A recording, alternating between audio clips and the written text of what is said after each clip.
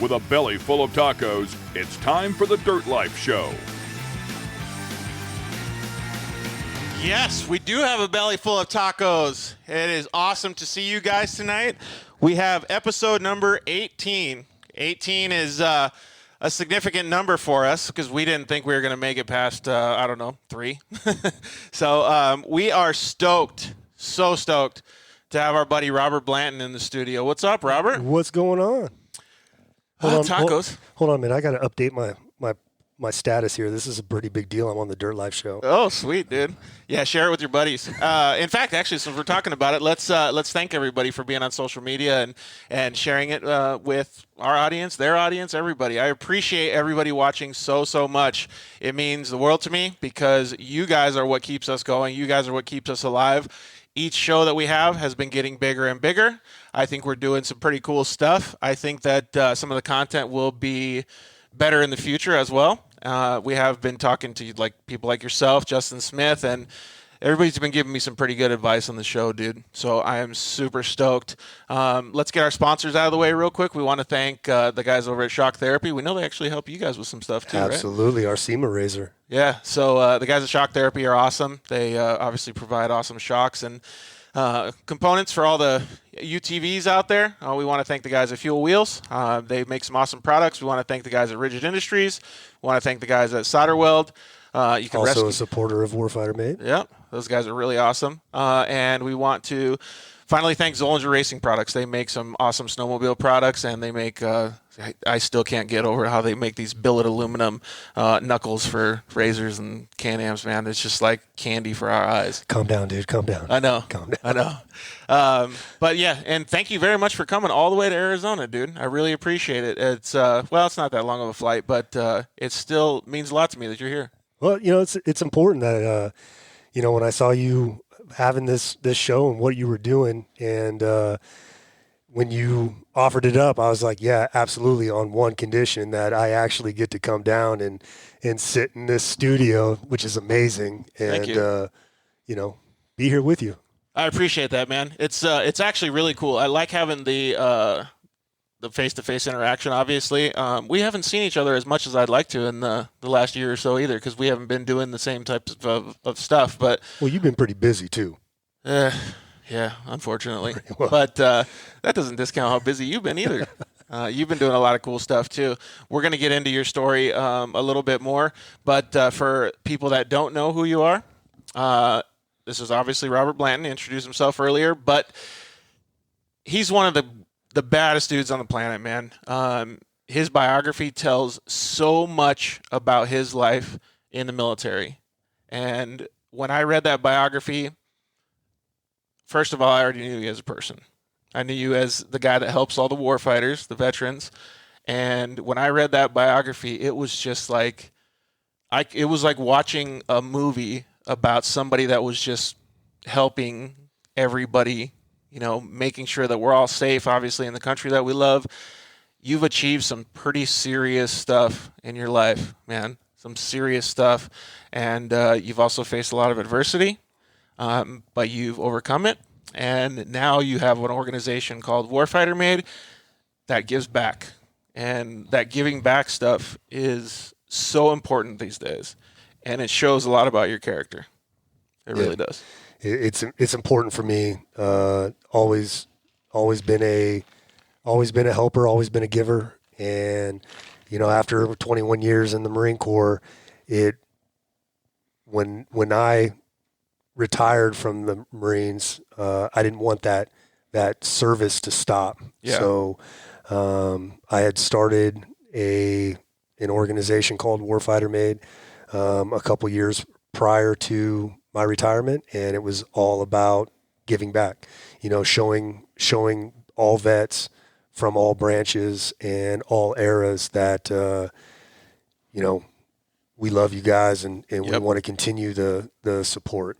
And we'll definitely get into a little bit more about that. And the support mechanism that you provide really does have an effect on them and what they see. You talked to me about like PTSD and all these different things that happen and when people come back and if they're missing limbs and stuff. But let's get into your story a little bit, man. So you grew up in Santa Rosa, California? I grew up in Santa Rosa, California. What made you? Well, Santa Rosa is not like the mecca of dirt bikes, like where you live now in Temecula. Like, what made you get into the dirt? It was my father was a mechanic, and he was always horse trading stuff. You know, I'll do a tune up on your car if you give me this bike that you're not using anymore. And it started with a little Honda 70 dirt bike that I learned how to ride on and just, you know, out on the trails and in parking lots and stuff like that. And then he ended up getting a Suzuki RM80 for me, and it was called the Leg Breaker because a guy wanted to get rid of it because two of his buddies had broken their legs on it. Oh, and, really? So my dad thought it'd be a great idea to put his Put you on it? 10-year-old son on it. And sure enough, I ended up breaking my leg on it. And but anything dirt has sounds like always, that poor dirt bike got a curse. It did, right? It's just always been important to me, but joining the military, I kind of got away from that a little bit. I mean, you're always doing stuff in the dirt, Yeah, absolutely. including eating it. If anybody saw my my intro to this, but Yep. and it was something that when we got into Warfighter Made, that when it was reintroduced back to us, it was just a natural fit. And of course, the off-road community just 100% embraced us. So it was awesome. That's one thing. That's one of the reasons that we started the show is because, well, first of all, I like dirt, but I try not to eat it as much as what you guys do. But the camaraderie and stuff is what really interests me. And, you know, since we talked about this a little bit today, actually, when you have that camaraderie and that interaction with people in general and people that are caring, it really changes the way that you think about your perception about society. And when I was growing up, all I wanted to do was be a professional dirt bike racer.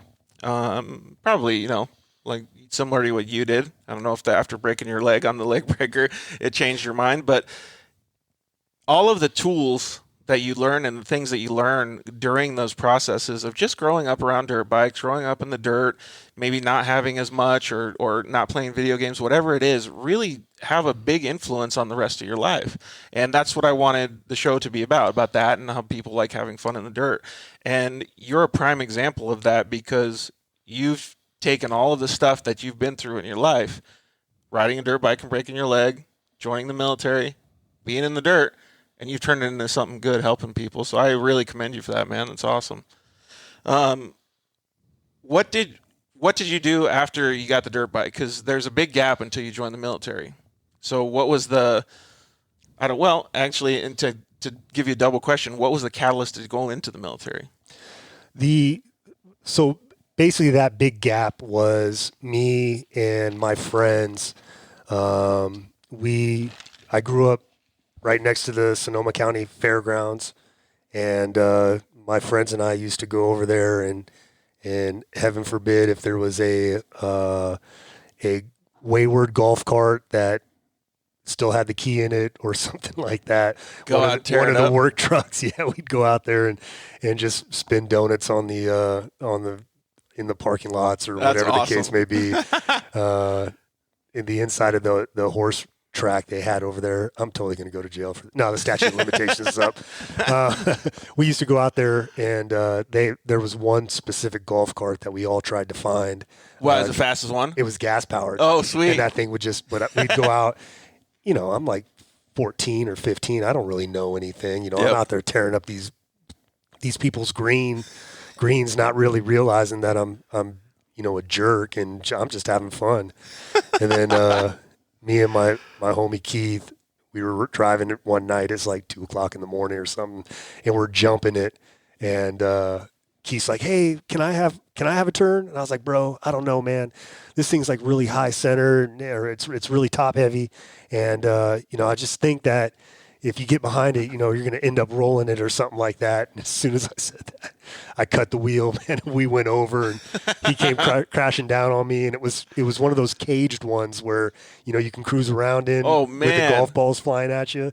Yeah, so we all bounced off the cages and everything. And then he actually had to lift it up off of us. And yeah, so And then we ended up joining the Marine Corps. That's crazy. And you went with him then? So there was actually 5 of us. And basically what happened was I think it was my junior year, and I'm sitting in a math class, and my one of my best friends is not there. And that's not like him. It's one of those situations where it's like, if you're cutting class, I'm cutting class. You got to let a brother know, you know. And him not being there was just weird. It was just like, where's my boy at? And all of a sudden he comes strutting into the class. It's almost getting ready to end. And he's just like, hey, man, I just joined the Marine Corps. Wow. And at that point in my life, I had no idea what the Marine Corps was. And he didn't tell any of you guys or anything? No, He just I did had it? no clue. Wow. None. And of course, like a true brother, he gives the recruiter all of our names. So now the recruiter's just like calling us and calling us and calling us. And 2 more of our friends ended up joining. And then me and Keith were kind of like the holdouts. I didn't really know what I wanted to do, but I wasn't 100% sure I was going to join the military. Did you have any other ambitions other than that? Well, what I knew I didn't want to do is I knew I wasn't going to continue my education because I barely graduated high school. Mm-hmm. And I knew I didn't want to go work for my grandfather because I think that's kind of what everybody expected me to do. And so it just kind of fell in my lap, and I was just like, well, all right. So I'm the proverbial, if your friend jumps off a bridge, will you? Yes. I joined the Marine Corps because all my friends joined the Marine Corps. Well, yeah, but it does show a lot about you and your team aspect of your your mental well-being, because being in the Marines, that's what you are. You're a team, and you got to look out for your buddies and stuff. Absolutely. Well, do you have any siblings? I do.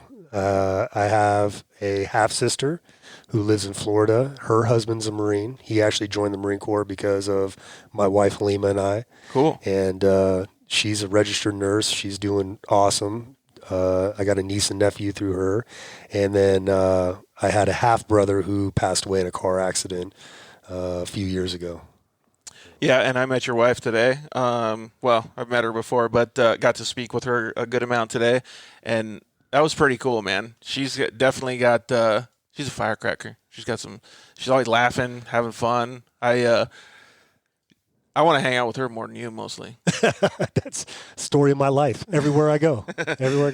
Like, hey, Rob, we're having this party. Is Halima coming? Tell your wife. Tell your wife. And if you got something to do, then don't come at school. But just make sure you tell your wife. So, yeah, we had a good time today, though. It was kind of cool to show you a couple things in Arizona. We didn't get to go to the cave that's out here, but we got to go pet some goats. And their danglies. Yeah, and their danglies. And that was actually my first time knowing that goats have danglies right here. So that was pretty fun. Well, so did you do any of the dirt activities with your siblings then, growing up? No. My little sister was born when I was like 16 or 17. Oh, okay. And I was way already past too that. into my doing what I wanted to do. And then my little brother was born when I was 18. So. Right on. So enlisting in the military was, I don't know, I guess just a chance kind of thing with all your buddies and stuff. It's pretty crazy. But that I hear a lot of those stories actually. Maybe people, you want to do it because your friends were going, but maybe people don't have a set path that they want to go down, and they do enlist in that. I've always wondered those things because I'm quite the opposite, actually. I know what I want before I even go after it, and I really am guided and structured and stuff like that in my life.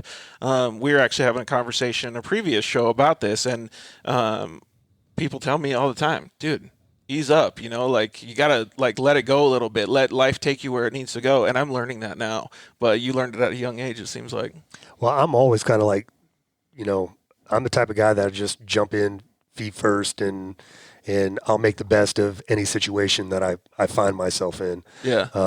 I absolutely hate planning unless I'm driving someplace. Then I have to know exactly where we're going and how we're getting there, because as soon as we get lost, my wife is having fun. She's on an adventure and I'm losing my mind because I'm going to end up, having an issue. So do you think that personality trait, was good when you went into the military because you were kind of a little naive, so to speak?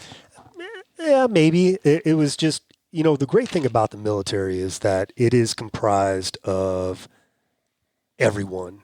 And I always say it's comprised of the best men and women that America has to offer, because you get in there and every walk of life is in there. You got the people that join the military to escape their situation, like my wife.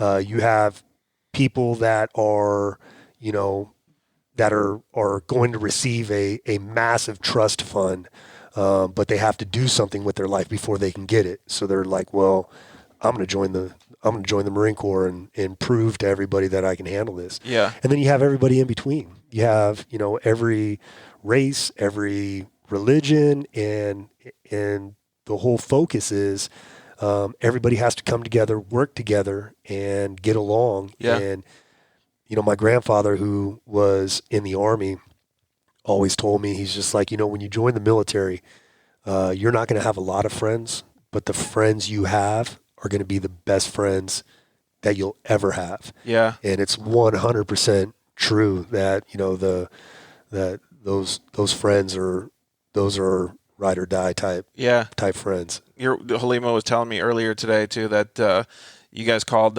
some of your friends that you guys were in the military with 20 years later, and it was like you hadn't missed a beat when they came out to California to see you guys.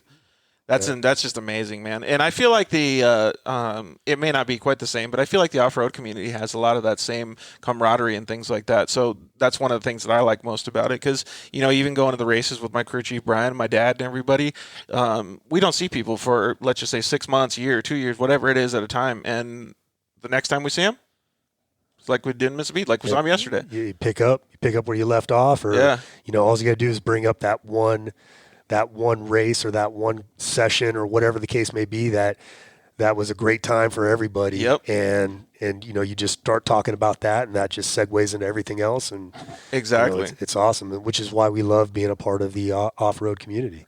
You mentioned it, like we're going to talk about how you got into the Warfighter Made and how it grew and stuff, but one of the people that we both know together is Jason and Jeremy Merrill, and I always talk about this story with Jason. Is we went to Wheatland, Missouri, and I still to this day, I don't know what happened. We were going down a straightaway, and my car was a little faster. I caught up to him, and I was letting off, kind of hit the brakes to go into a corner, and he never let off. He pinned it, and he was sideways going in the corner, like going backwards. And my eyes lit up so huge when he did it. I was like, Jesus Christ, this guy is insane. And I came back to the truck, and he goes, I didn't even mean to do that. I was just wide open, and I messed it. Holy shit, it was crazy. But I held on to it. I was like, dude, it looks so awesome from my point of view, man. So it's right. Those stories mean a lot because you remember them forever. It's like Stacy Godfrey of Tanner and Gavin and Preston and Kelsey Godfrey's mom, who's the raddest woman out there. Warfighter Made did a therapy trip to their house. They hosted us, and it was a trip from hell for us. I smoked the clutch in my truck. I was pulling a trailer that had 5 razors on it, and everything that could go wrong. The trailer wasn't registered properly. I had taken a plate off of another trailer and slapped it on there just to make do. Yeah. And I had some nefarious stuff in the truck in firearms ways that never would have passed in California, because we were going to go out there and do some shooting also. Oh, cool. And I ended up getting pulled over, and I was like, man, we're going to jail. It's just and the trooper basically cut me some slack. He was just dang, really? Listen, man, you are screwed up 2 ways from Sunday right now, but I'm going to let you go because I believe in what you're doing, and I think more people need to be like you. Wow. And so he gave me a couple tasks that I needed to complete, right, which I couldn't do. So I called up a buddy of mine at Metro SWAT, and I was just like, hey, man, I just need guaranteed passage through Nevada right now. And so he calls me back, and he's like, all right, dude, you got your passage, but understand that so he was able to get it for you? Yeah, he's just like, but understand that I had to tell everybody that, hey, this red truck with this trailer with these Warfighter logoed razors on the back, leave them alone. Wow. And that's a pretty big favor. And it was one of those things where as I'm driving along, and every trooper that I saw, the way they would just look at us driving by, oh, that's the call that came over the radio. That's that truck. Wow. And he was just like, dude, don't come to a complete stop. Don't speed. Don't do whatever. And I was just like, you got it, man, whatever it takes. Well, finally my truck quit like 10 miles from the destination, and we had to get it towed and everything. And the next morning, after we've linked up with the Godfreys and we're driving to go do a shooting thing, I'm telling the story, and it's like my world is ending, right? Like, worst thing that's ever happened to me. And all of a sudden, Stacy Godfrey turns around in the truck and just looks at me, and she's like, but wasn't that fun? And I'm like, no, Stacy, that wasn't fun. That was like the opposite of fun. And she's just like, no. Think about this. That's fun. If you had just drove from point A to point B with no issues, you never would have remembered that situation. Or had that story, yeah. But because now you have this story, and isn't that fun? And I sat back in that truck, and it just like, I was like, oh my God, my whole world just opened up. My perception has been changed because, you know, in the military, you thrive off of telling the worst, suckiest stories that have happened to you. Yeah. You don't tell anybody about the time that you jumped out of an airplane and had the most fantastic, flat, dumb, and happy exit and fall and the perfect parachute opening and the perfect landing. Those are lame stories. Yeah, exactly. You know, you always tell people the stories where you almost died, right? Yep. So that's But you saved it. Yeah. So I'm just like, oh God, that's a great perspective. Well, talking about perspective then, like, so when you, and I don't mean to change subjects, but when you went into the military, did you understand how much different it was going to be than civilian life? Zero. No idea whatsoever. It was just one of those things where, again, what ended up happening was my grandfather, who was in the Army Air Corps, who joined the Army because World War II had kicked off. He was in the Civilian Conservation Corps prior to that because of the Great Depression. And he became a pilot and everything, but something happened, and he quit his flight crew. And he quit. And I think that has bothered him his entire life. Wow. And so right before I left for boot camp, I was still in Santa Rosa, and we were getting ready to go to Oakland to do your final physical and then head to MCRD San Diego. And he just looked at me, and he looked at me in a way that he'd never really looked at me before. And he was just like, hey, don't ever give up. Wow, that's and that was kind of like the last thing he ever said to me. And it really stuck with me, and it became kind of like a catalyst for me to continue to push, continue to strive, continue to not just be happy with the status quo. And was that because you could see or you could understand what he was saying? Because never give up is a popular term. Right. But when somebody says that with significance in their story. Yeah, he said it to me with a look on his face that I'd never seen before. So that's yeah, and this was a guy that you know, my mom and dad separated when I was pretty young, and so my mom was a mess, and so I tried to spend as much time with my grandparents as I could. And so this was the type of guy that I spent a lot of time with. I knew him, you know, and the way he looked at me was impactful. Yeah. You know, so it was significant enough to change your outlook. That's kind of cool, though. You got to remember those things in life. And that's one of the next questions that I want to ask you is, like, was there a significant emotional event or anything that was like leading up to that was like life changing for you? Because I know some of the stuff that you saw in the military was, but before that? I mean, life changing. You know, my mom, like I said, she was a mess. She was a drug addict, severe depression. Just you know, a lot of the things that I learned in my life, and I always kind of feel like the reason why I'm so down to help people is because I couldn't help my mom. And, you know, she ended up having an addiction that killed her, and she died of a drug overdose. And, you know, while I'm very, you know, real about it, it was a decision that she made. It cost her life. You know, it doesn't bother me from that standpoint. There's a lot of significance behind those things, and this is one of the things that I like to. In fact, we're going to start a new segment on the show. It's going to be called 19 Lives, and the reason that we're going to call it 19 Lives is because 19 has been my racing number throughout my career, and unfortunately, I've had to use up more than my fair share of 9 lives like a cat. So it's a play on words, and we're going to start a segment, and the segment is going to be very similar to the thing that you described with emotions. Injuries, any type of significant events that happen in a person's life. And whether you realize it or not, and I know you do, or other people realize it or not, those things set up your life for the rest of your life. Absolutely.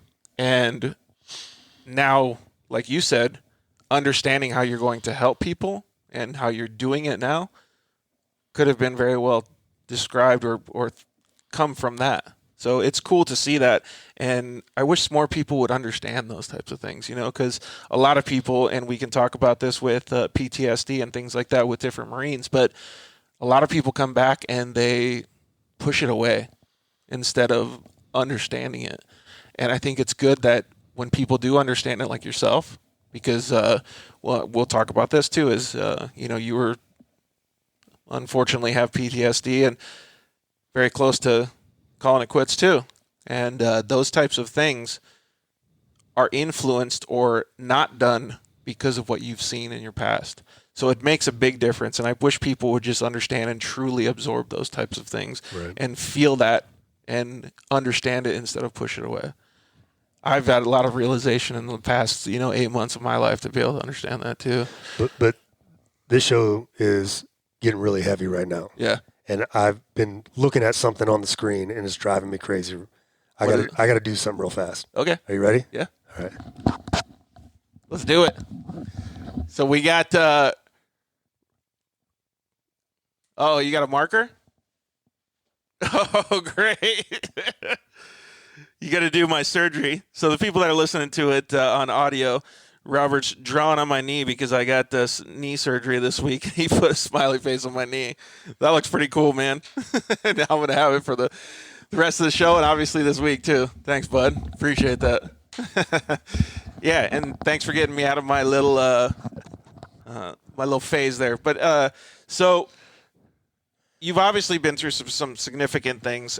When you were in the military, you achieved some pretty amazing valors and all different types of things. You've been through, 3 tours now? 4 tours? I did 3 tours in Iraq and 1 in Somalia. Yeah. So what was the heaviest one out of all those? The last one in Iraq? The last one in Iraq was pretty... Yeah, it was tough. It was pretty gnarly. You want to go into any of those and tell a little bit about those stories? You told me a couple things today, and I was like, holy shit, man, those are some serious situations that you were put in. But I think the best thing that came out of it in my mind was the camaraderie that you guys had. Well, your different platoons and stuff were pretty legit, man. Yeah, it is. It's oh man, training together the way that we trained together at First Force Reconnaissance Company as Force Recon Marines, it's significant. Yeah, and it's not a 9 to 5. It's it's until it's done, and you go out with guys and you suffer, and it brings everybody together. The more it sucks, the tighter you guys are going to be. Yeah. And pushing each other. Yeah, without a doubt. I mean, if you've gone through it, I'm going through it. We're now family based off of that.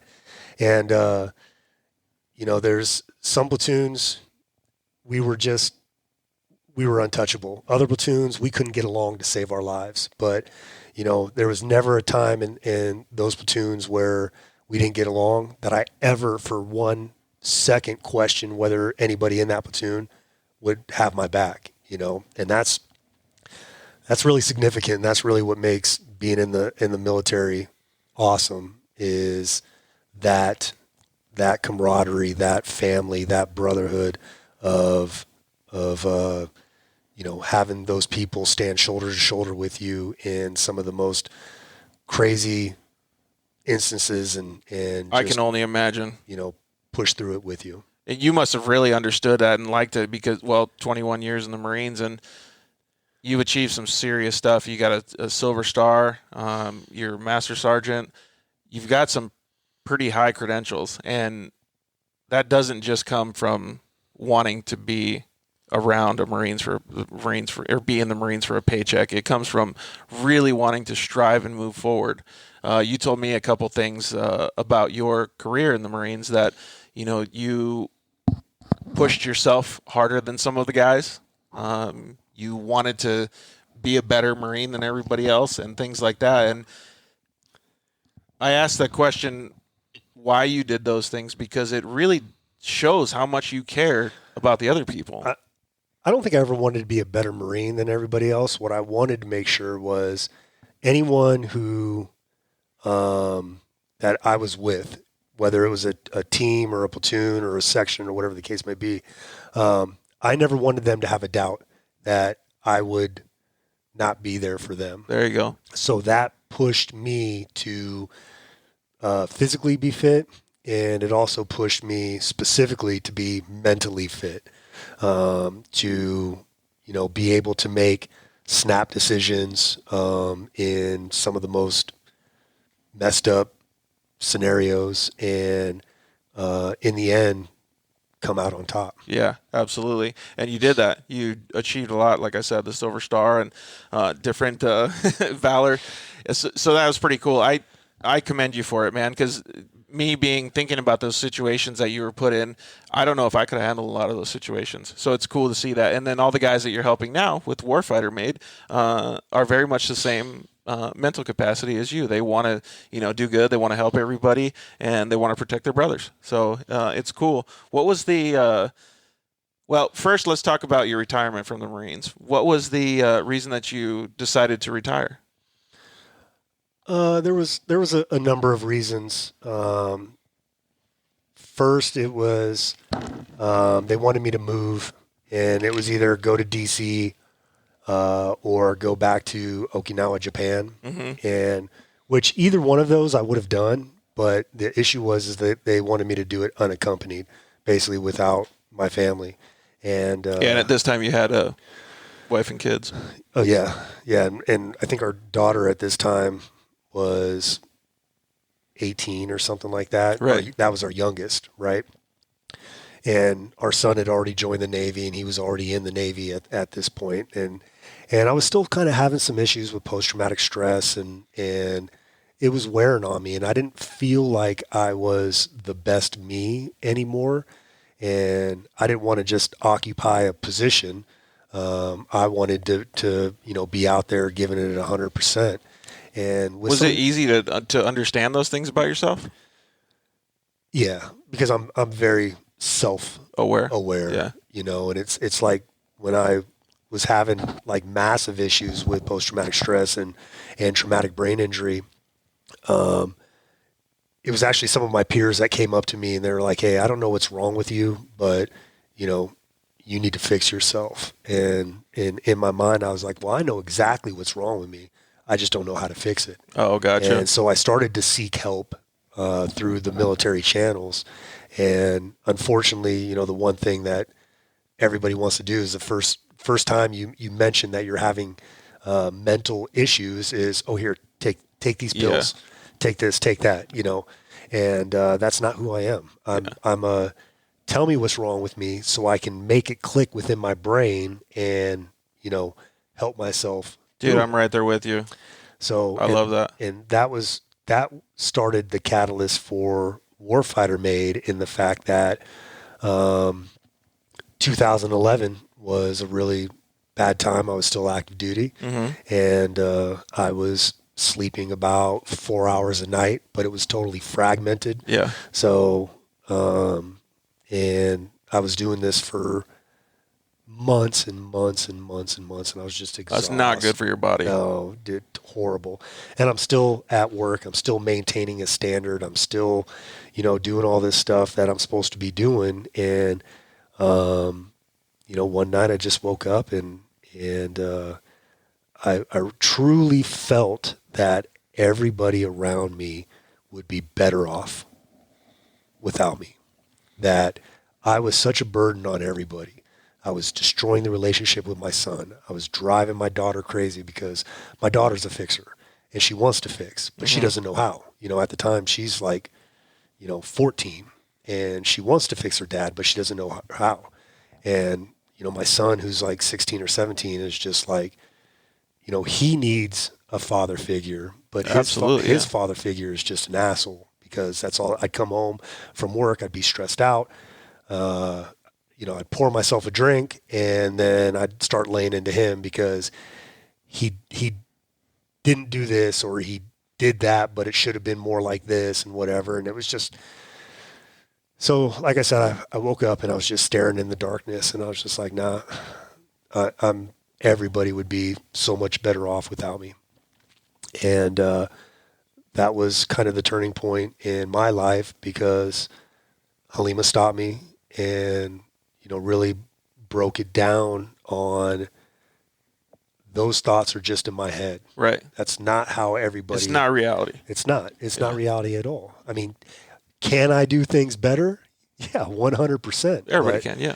But it's not the what I have dreamt up in my head is not the reality that everyone else is thinking. Yep. So let's really look at doing, other forms of therapy.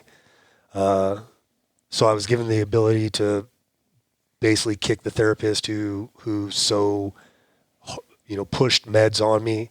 I was able to kick her to the curb, get a different therapist who really understood who I was and what I was trying to do. And the approach that you wanted to take, yeah. And the other lady was like that also, but she really, at one point during my therapy session, she used my kids against me. Oh, that's terrible. So it was just like, hey, if you're not going to do it for yourself, do it for your kids. And so I did, and it just wasn't a good situation. So I know meds work for a lot of people.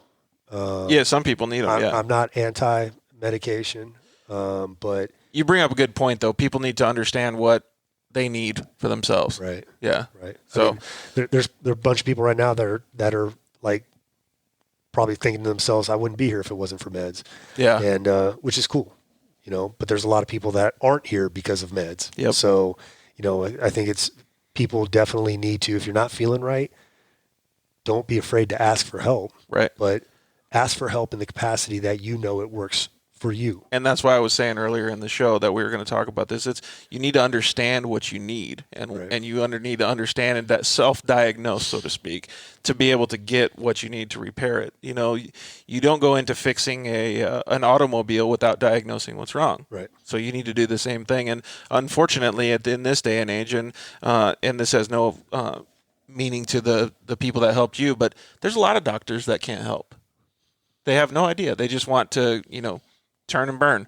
And I've had the problem of having to rebuild myself lately, and I've had to find myself as a doctor, and I've been and put in all these different situations. And I think it's a very important thing that even if you have a broken ankle, that you understand what's wrong with yourself when you go into these situations so that it doesn't get worse, and you don't just listen to one person and do what they say, that you understand what you need. Right. And it makes a big difference. And you seeing all that and going through all that was probably had a self-realization how you wanted to help people then in the future with Warfighter Made. Yeah, and that's what started it. My wife basically reached out to a family member who I'm fortunate enough that I have a 1969 Camaro. Sweet. So it was the first car. So my mom got this car in 71 as a high school graduation present.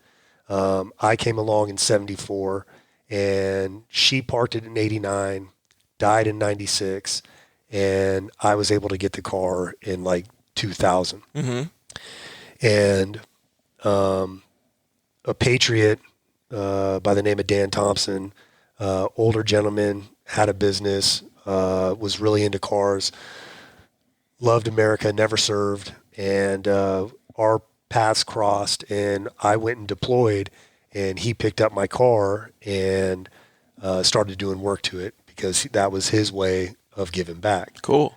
Well, as time went on, that car had a couple different people get their hands on it, and it ended up in the hands of Butch Lynch at Imagineering Shop. Yep. And when I had my issue, Halima reached out to Butch and said, "Hey, Rob needs something. Rob, has to start getting out of the house and doing stuff. He loves turning wrenches. Can you have him help you on his car down at the shop?" And Butch was like, "Yeah, bring him down." And so as we were doing this, Butch would give me little tasks to complete. And I realized as I'm working on these, there's two things going on. One, I was concentrating so hard on not screwing up that it was giving me a relief from my stressors and my triggers. And I was also looking forward to driving this car, which, when you're depressed, the future is so far away that you don't even bother looking at it, right? Yep.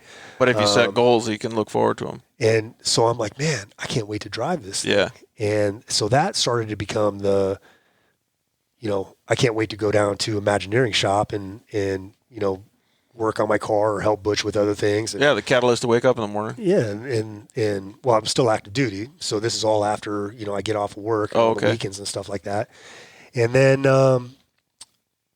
one day Butch and I were talking, and we were like, man, we should bring this to more people, and that's kind of what started Warfighter Made, the idea, and that's Warfighter Made's main mission is to adapt and customize vehicles for catastrophically wounded warfighters. Yeah. Basically, our brothers and sisters that went into a combat zone and became an amputee or severely burned due to direct action with the enemy. Yeah. And so let's talk about that a little bit now too. So Warfighter Made is a fantastic organization. And for any of our audience that doesn't know what Warfighter Made is, a lot of people already do.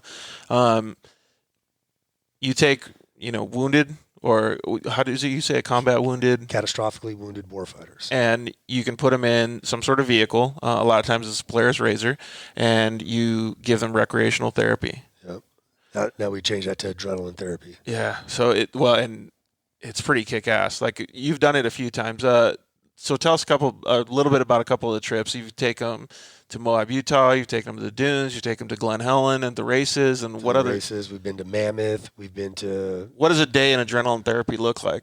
So, like the way that we've started doing it is we rent out Glen Helen Raceway. Mm-hmm.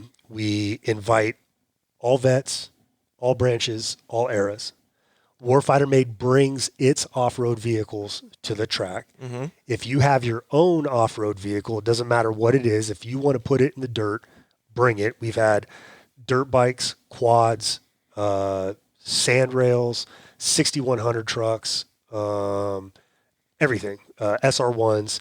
And we even had a bunch of active duty corpsmen show up in a bone stock Jeep Wrangler, and they were getting like 3 inches of air off the straightaway jumps, and you can hear them all in there whooping it up and everything. But that's what adrenaline therapy is all about. So we put everybody through a basic driver's course, or first it's a safety brief, then it's a driver's course. And the driver's course is designed, to get everybody the feel of how a Polaris Razor handles. Yep. And they're behind the wheel for a couple minutes just to accelerate, brake, left turn, right turn. Just get their marbles, yeah. Go around this course, see the center of gravity, and then we take them 5 at a time and put them out onto the Lucas Oil short course track, and we separate them by a decent amount, and there's no passing in corners. You can only pass in the straightaways. Right. Part of the safety brief is everybody has to hold their line, no driving, screwing around, cutting people off and stuff. Cross-track stuff.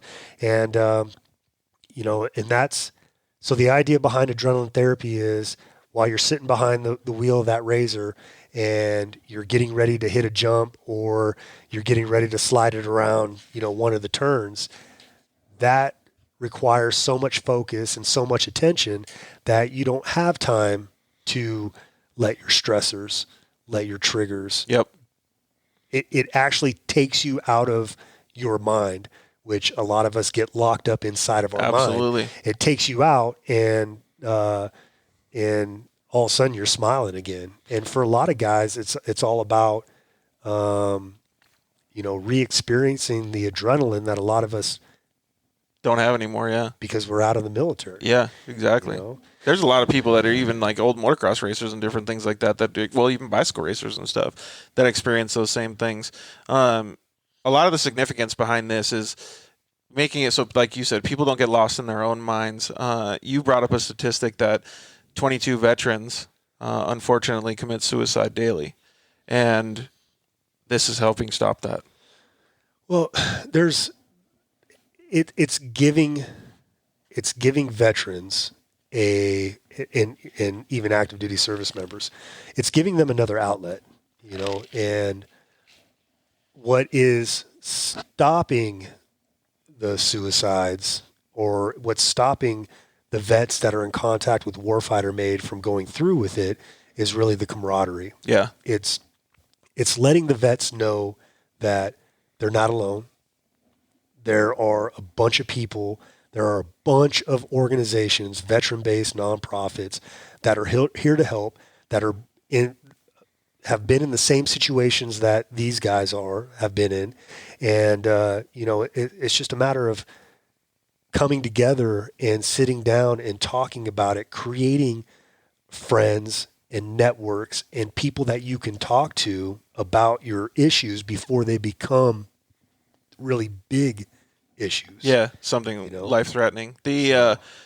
One of the cool things that I think that you guys do too is not just the adrenaline therapy, but you allow people to come down to the shop, you allow them to tweak on their own cars, and you allow them to, just have the camaraderie. And that's what camaraderie therapy we do at Warfighter Made at our shop in Temecula. It's all about, again, all vets, all branches, all eras.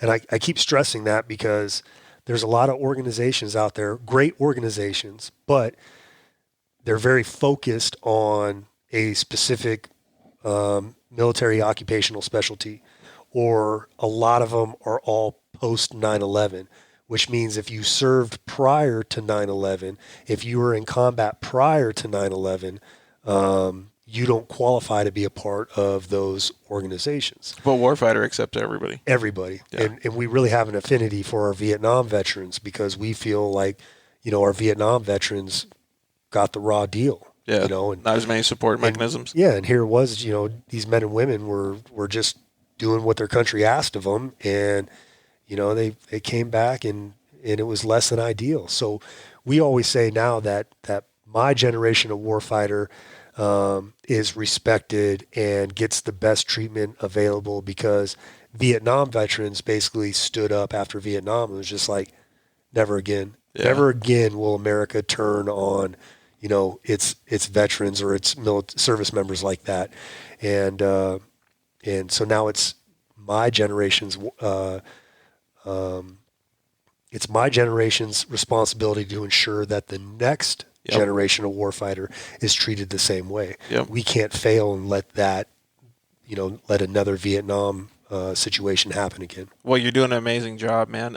Before we get on to a couple more personal questions for you, how can people get in touch with Warfighter Made? I know it's at Warfighter Made on social media. Yep, at Warfighter Made, Instagram and Facebook. We have a YouTube channel. Go subscribe to that. And then, of course, our brand new, just launched website is warfightermade.org. Sweet. So they can go there and get the contact information and hit you up. Is everybody out there, are you guys seeing this? Does this right here just not make you happy? It's making Brian happy over there. Brian's happy because he's thinking about tacos. So next time when I get in the car and I'm all, oh, dude, it hurts like a son of a... I'm just going to look at it and be like, no, no, doesn't. No, absolutely So not. my perspective is definitely going to change.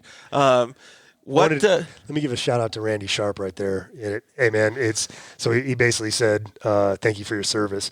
And I just wanted to say, it was a pleasure to serve. So, but Thank you very much. And of course, my stepmom is all up on there giving me a hard time. So. Mike Gardner says, "Yeah, Big Rob."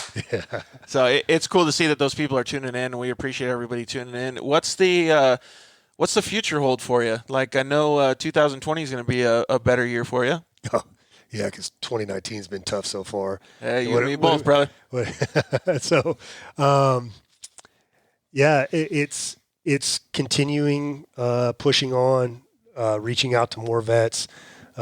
This year at our 5th annual open house car show, we were blessed to surprise 2 combat wounded single leg amputee soldiers. One is a female, the other one was a male. And we surprised the male, our brother Mitch, with a dirt bike.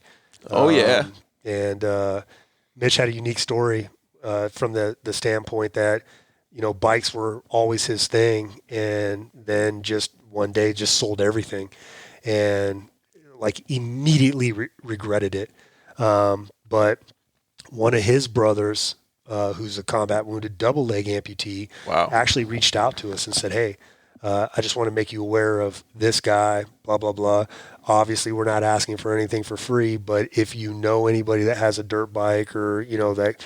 And it just so happened that one of our board members had a 2005 450F that he donated to us. Dude, sweet. And so we took that, and he's Mitch is a left leg amputee, so he can't shift. So we hooked it up with a Clicktronic electric shifter. Yeah, so you can just hit it on the band. Yep. Push button, yeah.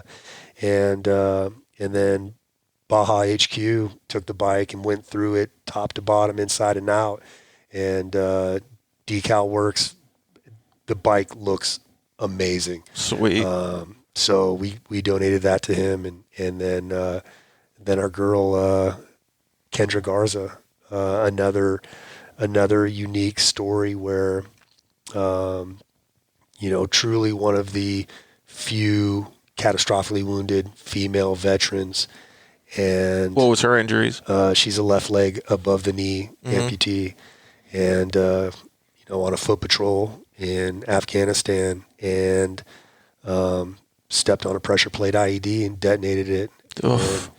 And, lost her leg. And well, one of her friends who we had given a Polaris Razor to last year, Tim Hall, combat wounded double leg amputee racer, and he reached out to us and said, "Hey, I know someone that could benefit from having their own razor." And so we looked into the situation, decided that Kendra would be a perfect applicant for this, and donated a brand new 2C Dynamics. And, dang, how cool is that? I mean, we're talking Desert Works caged it up.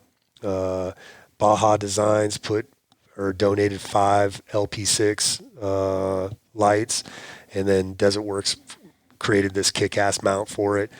PRP seats, Method race wheels, full throttle powder coating, did the cage and the wheels in red. And of course our main sponsor, BFG, hooked it up, and that is so cool. They got it all dialed in for her then. Yeah. And dang. When we surprised her with that thing, the waterworks were in full effect. There were a lot of people that had dust in their eye, and that's stuff. So awesome though, man. Yeah, it was a lot of fun. So we, has she taken it out yet? She drove it around the parking lot. We had to bring her out from Georgia, so she's got to take it home. We're going to send it to her. Yeah. So we still need to do that, get it to her. But I can't wait to see the smile on her face when she gets out of that sucker, dude. We'll get it to her by early next year. Well, that's a cool. I mean, you have so many cool stories about giving these people a therapeutic option and helping out so many people, man. It's just awesome. Do you have any excuse me? Do you have any fun plans with the family in 2020? Man, the wife and I are trying to get. So the daughter's leaving us. She's moving to Colorado with her boyfriend. The boy is in Southern California. He's going to start going to school here pretty soon. He just got out of the Navy, and the wife and I are all about us right now. Yeah, that's cool. It's just doing stuff for us. I keep trying to get her to come to all the Warfighter Made off-road events, but She's not really. She's going to have to come to a couple more. Yeah. Well, we know what she likes to do. She likes to go, film you with the goats playing with their dingleberries. So. It was their danglies. Danglies, Okay. that's what it's called. It wasn't their dingleberries. Okay, my bad. They were on its neck, okay? They look the same, dude. But it was on their neck. All right, you made a goat happy today. I played with those things big time. Well, I appreciate you coming on the show, dude. You have some pretty awesome partners. You named a few of them that helped out with that razor, but hit us up and let us know who really helps you out, man. And I definitely want to give them a shout out because without them, Warfighter Made wouldn't be giving all these cool things to all these people. Yeah, Polaris Razor has been with us since the beginning, and that was due to Jason and Jeremy Merrill of UTV Wolfpack. Lucas Oil, BFG, Baja Designs, PRP Seats. PRP Seats, from the very beginning, I actually ran into the founder of PRP. Literally, I was jogging on a trail. Oh, wow. And I saw this, it looked like a shaved bear lumbering along this trail. And I'm like, this thing is amazing. I mean, I don't even know what this is. And then I ran up alongside of it, and I thought I was going to have to tackle it and take it down and hog tie it. And all of a sudden I realized it's Aaron from PRP. And I'm like, dude, what are you doing out here? This is weird. And man. So one thing I learned from Aaron, talking about, I have a nonprofit, he has a business, and he basically said to me, he's like, Rob, I get hit up at least 5 times a day with people that have the greatest next thing, and everybody wants free product, and blah blah, and he was just like, it literally has become easier just to say no to everybody. I mean, we want to help people, but it's just so hard to tell between who's legit, who's not, who's really going to do what they're going to do. And we hear that a lot these days, man. Well, so he came up to me or as we were, jogging, and this was over the course of, many, many, many months. And, he was just like, it basically came down to, well, what if I approach you and I say, hey, this is what I need. I will buy this from you at this price. And if I satisfy all the requirements that I'm pitching to you right now, you will then donate that money back to us. Yeah, that's cool. And he's just like, well, yeah, that's kind of like a win-win or a no-brainer. Yeah. Because even if you skip out on me, I'm not losing anything. And so we've actually used that a lot with manufacturers. And, it turns out that once you offer that, a lot of the my buddy at Grounded 4 Suspension, I offered that to him, and he was just like, that tells me a lot about who you guys are. Yeah. I'm just going to donate everything because I get it. You know, I see what you're trying to do. And then we've done that successfully with a lot of, Sandcraft RCR we did it with. And, that's an amazing way to go about it. We did it with Cage Works, and so, yeah, it works out really well. And like you said, it really shows who you guys are. Right. As an organization. Yeah. Well, that's cool, man. Like I said, I'm really glad that you came down for the show. I'm glad that you were able to explain all that to us. I think there's still a lot more to your story. I think there's a lot more to your organization that people should check out. So definitely go to the new warfightermade.org website and check it out. Hit up Rob if you have any suggestions on people that could benefit from the adrenaline therapy, or even come down to the shop and hang out. Yeah, absolutely. The easiest way to contact us is info@warfightermade.org. If you know a vet, if you are a vet, active duty, whatever the case may be, if anything that we've been talking about right now interests you and you think you can benefit from it, reach out to us and let's get the ball rolling and see if we can make something happen. And it doesn't matter if you're watching this in Maine or whatever the case may be, we have a budget to bring, people to us to experience this. But basically the 5-year plan is to open up something in Texas and open up something in North Carolina. That would be hadn't got to that yet, but I was just going to go ahead and throw it out. That's cool, man. You got anything else to throw out there? Your knee's smiling at me. Dude, I was playing with it just a little bit. Well, that's cool, man. Yeah, so the growth of Warfighter, I think, is going to be great if you can have all that stuff happen. I think you're going to help a lot of people in the future, and you're obviously doing a great job, man. So keep up the good work. Thank you very much for coming. Let's go take a little pee break, and then we'll come back after hearing from our sponsors. We'll talk tacos with the Rugged Radios guys. Ew.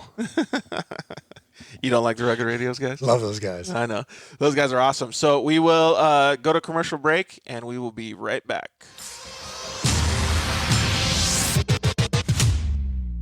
For wheels and tires with the most style, function, and innovation, look no further than Fuel Off-Road. From stock to lifted, dually to trophy truck, and UTV applications, Fuel Off-Road offers the most complete lineup for your next adventure. Whether a weekend warrior or racer, you can't go wrong with Fuel's massive line of trail tough truck and UTV wheels and tires. Good looks, better prices, and the absolute best range of styles and applications. Find us at fueloffroad.com.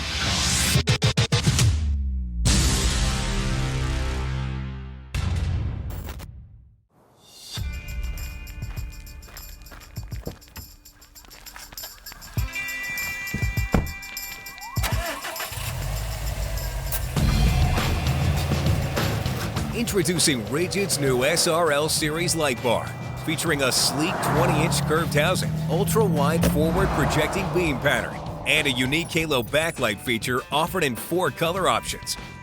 The SRL Series light bar's new optic combination projects light over 70 degrees wide, with more than enough distance to safely drive in low visibility conditions, making it the perfect lighting solution for most applications. The Halo backlight feature is offered in red, white, blue, or amber, and is wired independently from the forward projecting light. Instantly transition from style to function with the flip of a switch, making it easier than ever to own the night.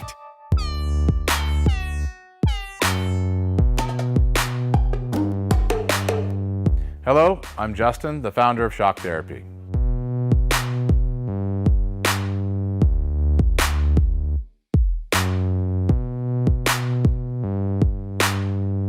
Shock Therapy has been around for 5 years, but we have personally been tuning suspension on off-road cars and race vehicles for over 25 years. We tune between 10 and 15 cars per day, every single day of the week.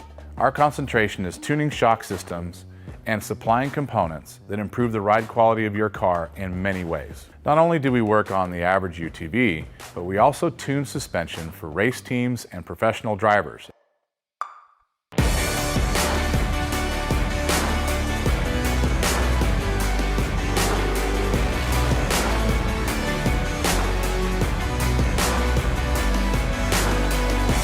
We currently tune for over 87 race teams in Best in Desert and Score. Our clients and race teams rely on our suspension components to allow them to win races and keep them safe. Suspension is a moving target. We are always trying to hit that target with every customer that we work with. Each customer's needs can be different, and we tune our kits accordingly. Our research and development never stops. We improve our components every single day. As the industry evolves and improves, so do our parts and kits. As of right now, we have over 100 products for UTVs. So when you bring your car to us, you have the satisfaction of knowing that you have the most experience, the highest quality products, and the fact that your car is being tuned specifically to you.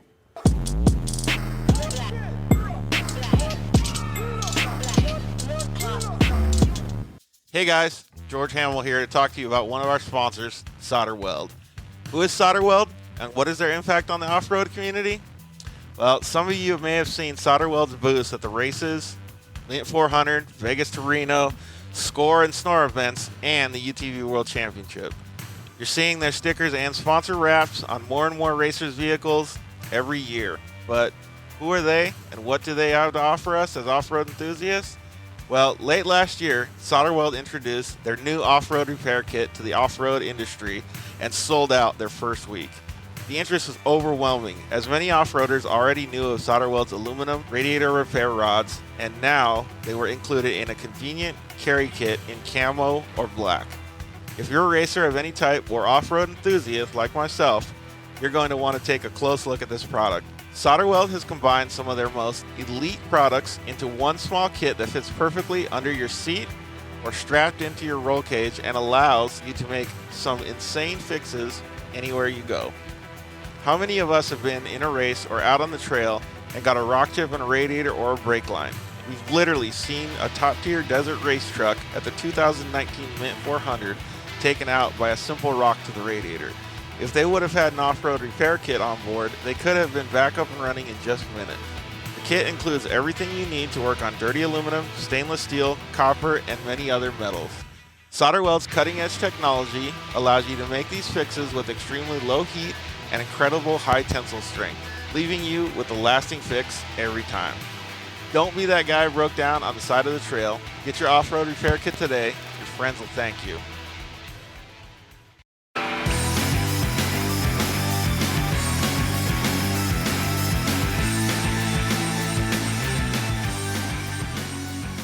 Yeah, buddy, we are back with the Rugged Radio guys, the Steves. What's up, guys? How you guys doing? Hey, what's going on?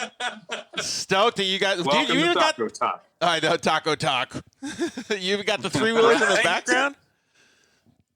Well, yeah, of course. Well, Look at they had to you look. know, we were just sitting here, and we didn't even know you were going to call. Right, yeah, we're just hanging out. Yeah. That's what you guys do on a normal Monday night, tacos and three-wheelers? Oh, yeah, Right, We just sit in front of the race bikes. Right Doesn't on. everybody do that? Well, yeah, it's pretty much You standard got to kind operating. of watch mine, though, because the fork seals leak a little bit. The 100 miles of racing kind of took a toll on them. The 100 miles of racing or the 100 tacos that you ate? Yes, and yes. Yes. Oh, that's awesome. Well, thank you guys for coming on the show. We really appreciate it. Clearly, we got Thanks for having us. Yeah, absolutely. clearly we got Robert Blanton in the studio with us too. So it's a good group of guys tonight. Wait, who was that? Which guy? I'll come flying over there right now, and I'll smack you both around. Come on over. Anytime, buddy. Open invitation, man. So Robert and I have a little history. We have a great history. Steve was actually the We first. do. Bechard was actually the first person to ever run a Warfighter Made logo on his vehicle, the OG War Wagon, and it's been on Exactly. there ever since. That was the Green Razor. Yep. The military Green Razor. That thing was sweet, dude. I always loved that car. And then it went on to the other manufacturer. You know, that other one. Yeah, who knows? I always loved that one though. That Razor was so cool. The design of that thing was. You came up with the design, Steve? Yeah, well, so my daughter was deployed to Kosovo when I bought that car. Or right before she deployed, I bought that car, and my whole thought was I've got to do something, themed towards her being there. So she's you in. Oh, we're going to zoom in here. So she's a medic and a crew chief on a Black Hawk helicopter, medevac helicopter. So that's where the whole Red Cross and that whole theme came from. So, it's a pretty rad deal. And then when she came back from her deployment, it took me about 3 months to get clearance to actually do a big photo shoot and everything else on the tarmac with her birds. So it's a pretty rad deal. And then carried it on through my X3 and everything else because I don't want to let go of it. And then now my little three-wheeler's got the same paint scheme. Dude, that is so rad. cool. That's so rad. That's pretty awesome, man. And then Bechard's daughter Beth actually sent me the coolest picture in the world. She had a Warfighter Made patch on the back of her Gentex flight helmet as she's looking out the window of her Blackhawk, and it was just, Really? yeah, the Bechard family they're okay people. They're okay. Well, let's take a step back. They all right. They like tacos. All right, I so love those guys. All right. it's a win-win. We've had a taco or two. Let's take a step back and introduce yourselves real quick. So we got Steve Bechard and Steve Gonzalez, and they work at Rugged Radios. And what do you guys do at Rugged? Other than eat tacos. What do we do? Wow. What do we do? Oh, man. We eat tacos. Right. We play with pre-runners and three-wheelers, and occasionally we do some product development. Every once in a while. Well, at least that's the Instagram and Facebook highlights. Yeah, exactly. So there's no work actually getting done. They used to we provide some of actually the work, raddest customer it's service out there. 99% play, and then Yeah. exactly. Well, Greg could be watching right now, so it's all work. Right, no play. All the play it just looks like play. It's actually work. So Right. You should see how much they got done today, how much paperwork they went through, man. They All did of it. yeah, They went fantastic. through all of it. Right. I got my homework done, Dad. Can I go play now? Exactly. Right. Yeah. See, he gets it. I like this guy. Exactly. Well, all right. So to be serious, so Bechard and I do our official titles are product development. So we kind of we do a lot of traveling and a lot of we're actually interface with our customers a lot. We're in the field. We're out there working and fixing and kind of seeing what people are going through. So we figure out what can we do to improve the product. What can we do to make your life easier as a either racer, recreational user, or a business or whatever. And then on top of that, it's just whatever needs to be done. Anything and everything, you name it. Yeah. well, I think And the cool part is being an enthusiast and being a racer myself and kind of being in so many different avenues I grew up, I've got pictures of me at 2 years old in my mom's lap in our sand buggy at Pismo Beach, which is really weird that I'm here now because I've been in Oregon for, I don't want to say how long I've been in Oregon. It's been a while. But it's been a long time. So having a person that is totally involved in the sport and everything, it really makes a difference because you know what people need and what people want. So yeah, I was going to say that a lot of us, well, Robert, myself, Jason, Jeremy Merrill, like anybody, Matt Locks, all of us have benefited from your guys' eating taco escapades. But no, but for real, like from the stuff You're that welcome. You're welcome. but from the stuff that you guys do, like there's been so many times when people are at the races and they go, oh, my radios are working like shit. I don't know what to do. And I'm like, I've never had a problem, man. Mine are dialed. Like, we're good. So a lot of that comes from the stuff that you guys do. And it trickles down. Like we were going to talk about it today, like as one of our last questions, but I'll just ask it now. One of our customer or our audience people was saying that they wanted to be a customer of buying some new radios and stuff in their Yamaha YXZ. Right. And I said, well, I think they already have a kit for that. And it's obviously because you guys have developed it. So you guys have kits. First of all, did you just say CB radio? Right. No. I don't think so. Yeah. Ham radio. That's what I said. Hey, you know what's funny though, that one of our friends that goes off roading with us, her dad makes her keep the ham radio as a backup in her Jeep because he doesn't ever want her to not have communication. So the ham radio is always there just in case. One is none, two is Perfect. one. It saved my ass one time because That's good. I broke the Rhino way out in the desert and we couldn't use anything but that. But that's the reason why I keep a fire starter and a blanket with me, because if I got to start sending them smoke, Right. I'm in there. But we just Warfighter tested all Made that uses stuff out rugged in radio, Baja so I don't have that recently. issue. Yep. So Warfighter Made uses rugged products. The UTV Wolfpack uses rugged products. I use rugged products. There's a lot of people that use rugged products. We had Kristen Matlock on the show. She uses rugged products. Yep. We love the Matlock. I saw that. That was a really cool show with Kristen. She's a fantastic person. You guys had some fun down there with her too in Baja this 1000, didn't you? We did. Well, you know what's great is we're able to, in product development, unfortunately, sometimes you got to go to Baja. And when you're in Baja, you got to eat a taco or two or 100. but really, we're able to, everything we learn off-road, desert racers are the absolute worst when it comes to equipment. Like, they are the most abusive. I mean, that is the worst application for any kind of equipment. You name it. It can be chassis, bearings, electronics, like anything. Clearly tires. Yeah, they tear We shit learn up. a lot. Right. Exactly. So it's actually it's an ideal test bed for us, and we learn a lot. And everything we learn there, we apply it to our recreation stuff. So it's actually, and again, we get to eat tacos along the way.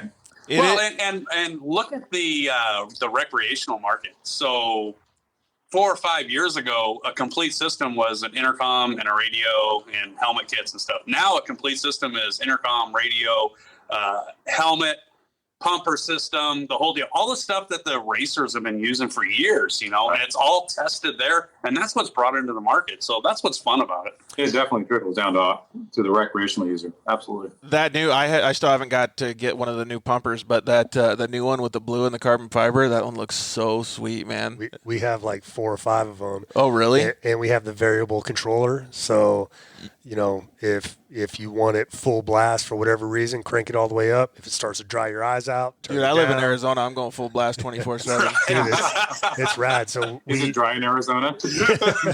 So we just put like I was saying, we're building that full race razor for Tim Hall, who's a combat wounded double leg amputee, full rugged suite, but we're using 2 pumpers, and both are on their separate controllers because Tim, being a double leg amputee, runs warmer than you and I, because same blood volume, less surface area to cool it. Right. So now what he's going to be able to do is he's going to be able to take the pumper, the one in his helmet, right?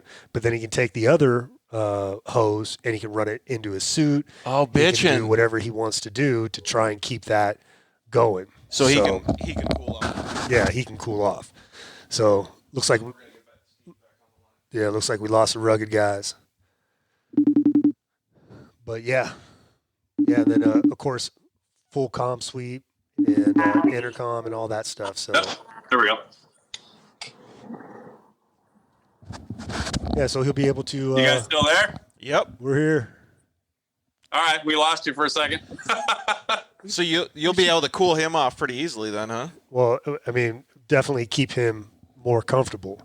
And then we're going to actually reveal that racer or that race car, that race machine at the Mint 400 during the military challenge. Wow, that'll be pretty cool. Yeah, so It'll be neat to see the way that you guys do that. That's actually cool that you can use those products that they develop, obviously, for different things than what they're supposed to be used for. I mean, you think, okay, I got a pumper, I'm going to stick it on my helmet, but you're doing it even better. well, I mean, yeah, we've yeah. There's some other ideas that we've been working with PRP, trying to perfect and all that stuff. So, but yeah, so him using dual pumpers for a driver and co-driver, obviously he can use the one in his helmet and then he can have the other one run it down his race suit or whatever the case may be because he's a double leg amputee and so on and so forth. I went through this long diatribe about it. You guys lost connection. Not our fault. All right. So Rugged, thank you so much for the support. Back now? Can you hear us? Yes. So one of the things that I wanted to talk about was you guys obviously, brushed on the product development stuff, but in all seriousness, there is a lot of product development that happens with you guys, and a lot of it's fun product development as well. You guys build vehicles yourselves personally. You build vehicles for the company, and you guys do a lot of product development and testing in those vehicles. Can you give us a couple examples of that? Yeah, well, I mean, as far as the vehicles go, I mean, we were talking Polaris before. We do a lot of vehicles for Destination Polaris for the television show.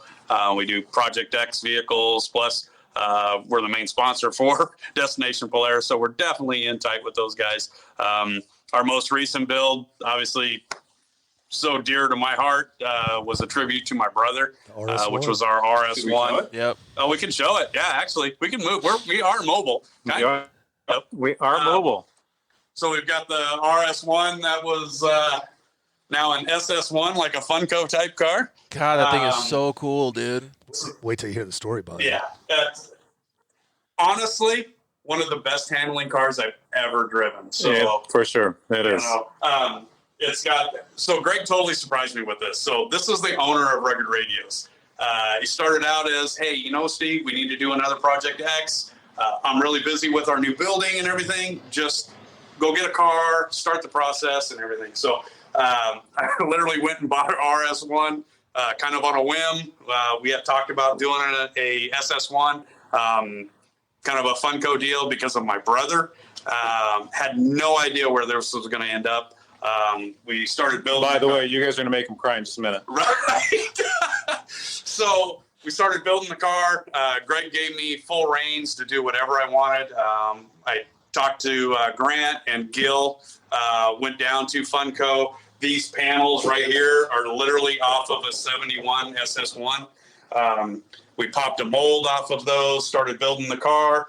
About 2 weeks before the show needed to air or needed to film, all of a sudden Greg made me too busy to go down to the fab shop. During the unveiling, this rolled out. I knew something was up. I had no idea. Dedicated the whole car to my brother.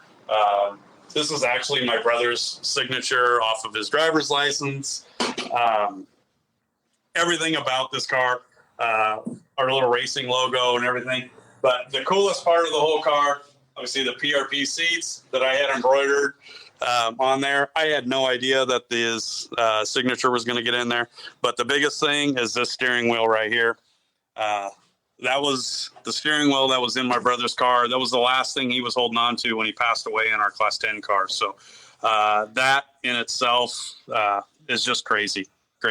And then, of course, he put the little to the finish up on top just to kind of show, remind me every time I'm in the car. So pretty rad deal. That is super rad. I mean, I couldn't be prouder to work for Greg Cottrell, work for Rugged Radios, everything. So that is a super cool story. Pretty cool. Super cool. Yeah, I mean, it just gives me chills. It gives me chills hearing that story. I mean, the car itself is phenomenal by itself. Yeah. It's amazing, and to have that platform to do it on, and literally the first time I got to drive it, it was at Glen Helen. Which was totally rad. So we just had an Uber driver show up to bring us dinner. Walking away. Sweet. Well, we're hungry, by the way. One of the things that I wanted tacos, but we weren't in Mexico. Right. One of the things that I wanted to touch on why you guys. By the way, we think it's real cute that you guys eat tacos north of the border. Right. That's just hilarious. There you go. Real cute. We knew we were starting a war when we called them out, dude. Right. We're like, we can't get Mexico tacos here, so we don't even want to try. Unless we're doing Taco Bell to be funny, we don't even want to do it, right? Well, we got to admit, there are some really delicious tacos down there in Ensenada. They look pretty good, yeah. The ones down in Ensenada are... Baja Burro? Yep. So Baja Burro down in Estero Beach? Yep. They have the Steve Squared taco, and that taco was built around us. So it's fish and shrimp, fried grilled fish, shrimp. Oh, my dad could probably get along with that one. That sounds pretty good, man. Right. Perfect. And then of course we have our 32, which was the build prior to the RS1. Super rad car. The looks on people's faces when we take this down to the dunes and go huck it 40, 50, 80 feet is priceless. So, that thing is rad, man. And this is a fun car for sure. So before we go on and look at any more of these cars, I know you guys got to eat too. So I'll just say this: one of the things that we started this show, one of the reasons that we started this show was to understand all the camaraderie and stuff that the off-road industry has. And just hearing your story about the vehicle that you built in honor of your brother is pretty amazing, because that just shows what kind of people you're working around, and obviously the people that we're all here on this call and sitting together and. Just everybody, man. It makes me happy to see that. You gave me the chills when I heard the story. Like, it's so freaking. It puts a smile on my face, obviously for a bad reason, but for a good reason, because it shows how much everybody cares about each other. I love that, man. It's so rad. Absolutely, right. That's what makes and honestly, it goes even further. I mean, just like Rob with helping out all the veterans and everything.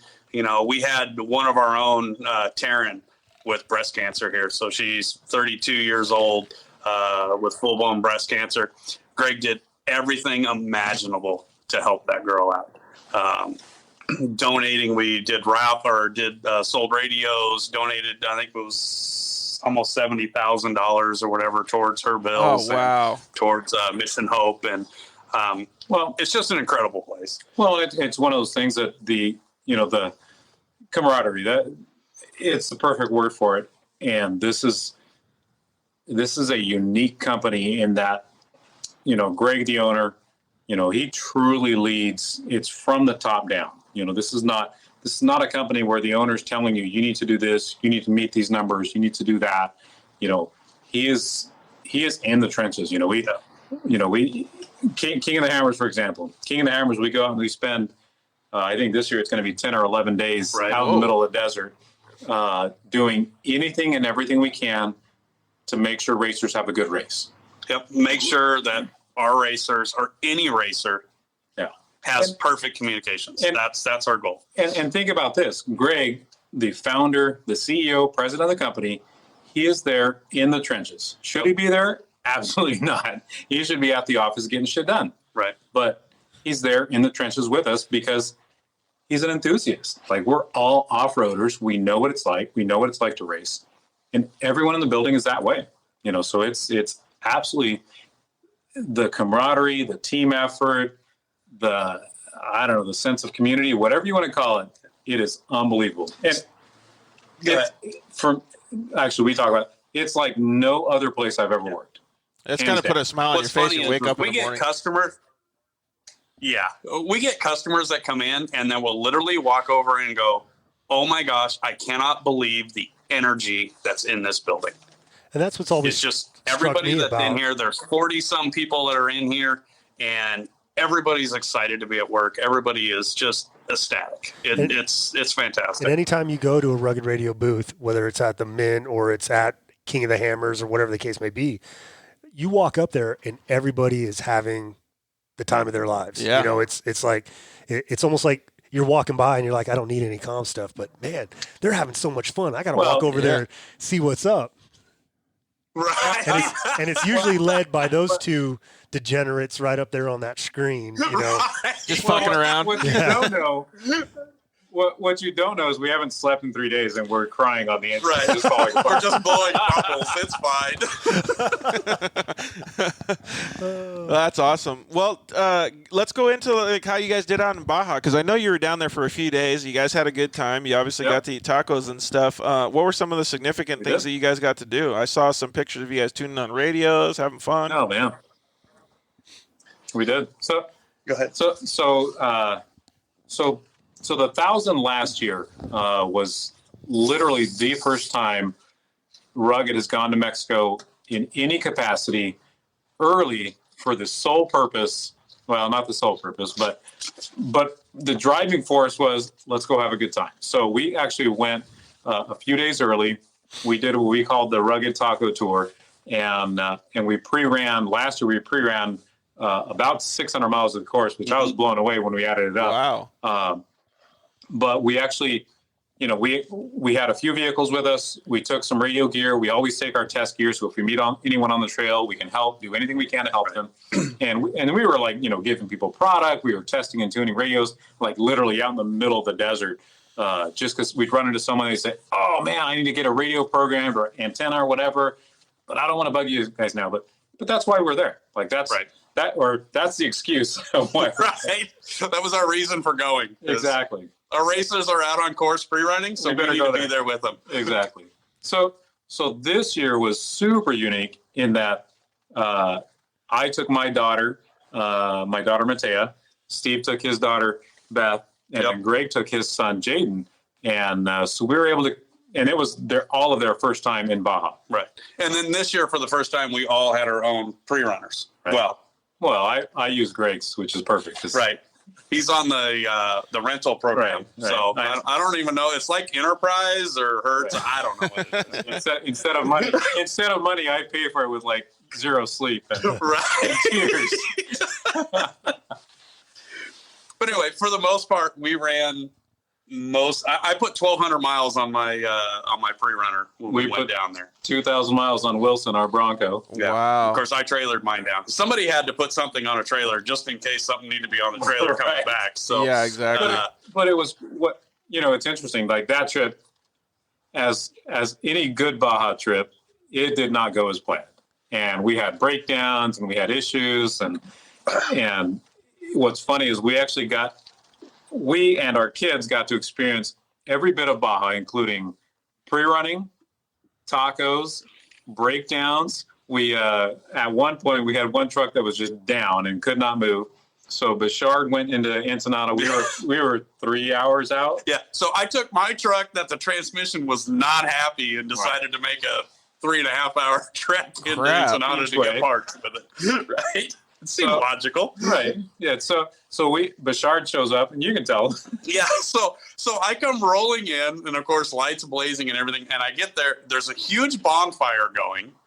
The truck is jacked up. The steering box, everything's out of the truck. And these guys are watching Dust to Glory around the campfire in the middle of Baja. Right? It was perfect. We had a good time. So honestly, we were very prepared for anything that was going to come up. That's rad. Oh, we were drinking coffee, by the way, too. Yeah, we're going to call it coffee. Grandpa's cough syrup. Yeah, little grandpa's coffee. Right, exactly. It's like Robitussin, kind of. Exactly.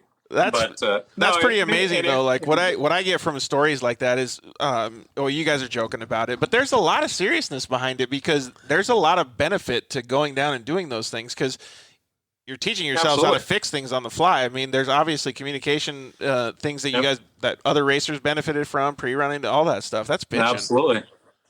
Yeah. Hey, keep it down. Greg, the owner. Greg just walked in. Apparently, he saw the lights on. Right. What did he bring tacos? Hi, Greg. No, he didn't. What's going on in here? Right. What's going on? Hey, Greg. So Greg's been all. Well, you've been down at the pit, haven't you?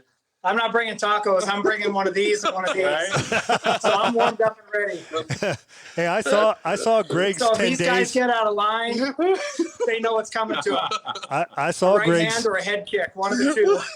I saw Greg's 10 days of martial arts challenge on Facebook. You know, How'd that go? Yep. it was every 10 days. It was good for him. It wasn't good for us. It was fine. It was easy. Hey, it's try and keep up with me. Right. I keep telling them that Friday night they need to come train with me at the pit. I teach a sparring class. And I mean, it's freeing when you get hit in the head. So I said it's a good thing. It just makes you feel alive. But they don't show up. I don't get it. No. Because we're busy at work paying for Broncos. Because apparently you're a slave driver, Greg. You know what? This is supposed to be rugged radios. Right. Rugged. That's tough and rugged. Well, Greg, I don't know. We got A and Whatever you Taco do- A and Taco B. You're welcome. whatever you do, don't watch this episode because you'll be very disappointed. Right. Exactly. Just erase it after this is done. We'll be fine. You know what? I'm going to watch this episode before Friday night sparring so they have to come in afterwards. Okay. That's their punishment. Right. Look at Bechard's What crying smells right now. like French fries. Well, We ordered in because we were getting hungry, and then it showed up, and I know, right? Okay. Well, I'll let It's you okay. finish. It was on the company card. Oh, great. A bottle of something right there. Wow. Bottle- What's that? We're What's not that drinking. bottle? It's fine. We're just talking about Grandpa's cough syrup. Okay, I'm going to go home. I'm tired. All right, Greg. Thanks for stopping by. Good to see you later, Good night, Greg. Greg. Have a I'm good outta one. here. That's funny. I love having laughs like this, dude. Hang on, he's not out yet. Right. Yeah. Exactly. Don't say anything Just keep it bad. down. Don't say it. Keep it Don't say it down. yet. Well, yeah. So it sounds like that taco tour ended up being pretty cool. So what was that like? What was the catalyst behind that? Absolutely. I mean, was it just eating tacos, or what's the actual program? Well, the initial part, I mean, the obvious part is to be out on course, helping our customers out. And even if they're not our customers, just helping anybody that we come across. And I don't know if you guys have been down. Well, I know Robert has. I don't know if you have, George, but Yeah, I have. being down there in that environment is amazing. And we just want to be there. And yeah. Well, it's you guys know. If you've been to, you either know or you don't. I mean, it's Baja, and it's like the whole taco thing, and we joke about it, and like people ask me, well, where's the best taco in town? It's like, you know what, tacos here are okay, but if I want a taco, I'm going to eat it in Mexico, and that's for dirt. I mean, racing, like it doesn't matter. Like we have some great sanctioning bodies that run races in the U.S. and they're amazing. But let's face it, they're under restrictions. They have to operate within certain guidelines. Okay, Mexico, well, it's the Wild West, and there's absolutely nothing like it. No, and it's amazing in a lot of ways, and it's a pain in the ass in a lot of ways. But at the end of the day, it's just there's nothing like it. And and I have to say, like pre-running the course and taking my daughter for the first time to see Baja. She's been to Mexico and she likes it. I took her to mainland a while back, but it's not the same. Like Baja is just this magical place. And not only that, we've made a lot of connections over the years and a lot of friendships. Baja Bro, we keep talking Baja Bro, just down the street from Estero Beach. They're amazing. And they're like family. Like these people, like literally we drive up and they're just like hugs, kisses and everything, you name it. What do you want? Right. And I tell Bechard and everyone else all the time, that family reminds me of my family. And, when I eat there, it's like I'm eating at my mom's house. And you're just saying that because there's a Steve Squared taco. Right. Well, get this. So my birthday was in September. On my birthday, they called and literally all of them sang happy birthday to me on my birthday. No shit. Almost made me freaking tear up. That's pretty badass, holy man. crap. It is family. You're a local at the taco shop when they call you. Well, not only that, so I keep forgetting about this. So King of the Hammers this year, which we go to King of the Hammers and we get our asses kicked. Like it's brutal. Like it's a love-hate relationship. With this like we love the people that go, and we have people from all over the world, all over the country, and they're amazing. Like they're just amazing. They're polite, they're nice, they're appreciative. And on the other hand, we're in the freaking desert for 11 days. Yep. We work anywhere from 10 to 20 hours a day. It's just obscene, and it's an ass kicker. So we had some friends in Ensenada that were coming up to meet us at King of the Hammers. So the Baja Borough sent us all of the fixins for tacos to King of the Hammers. No, and it was just unbelievable. Like, what a treat.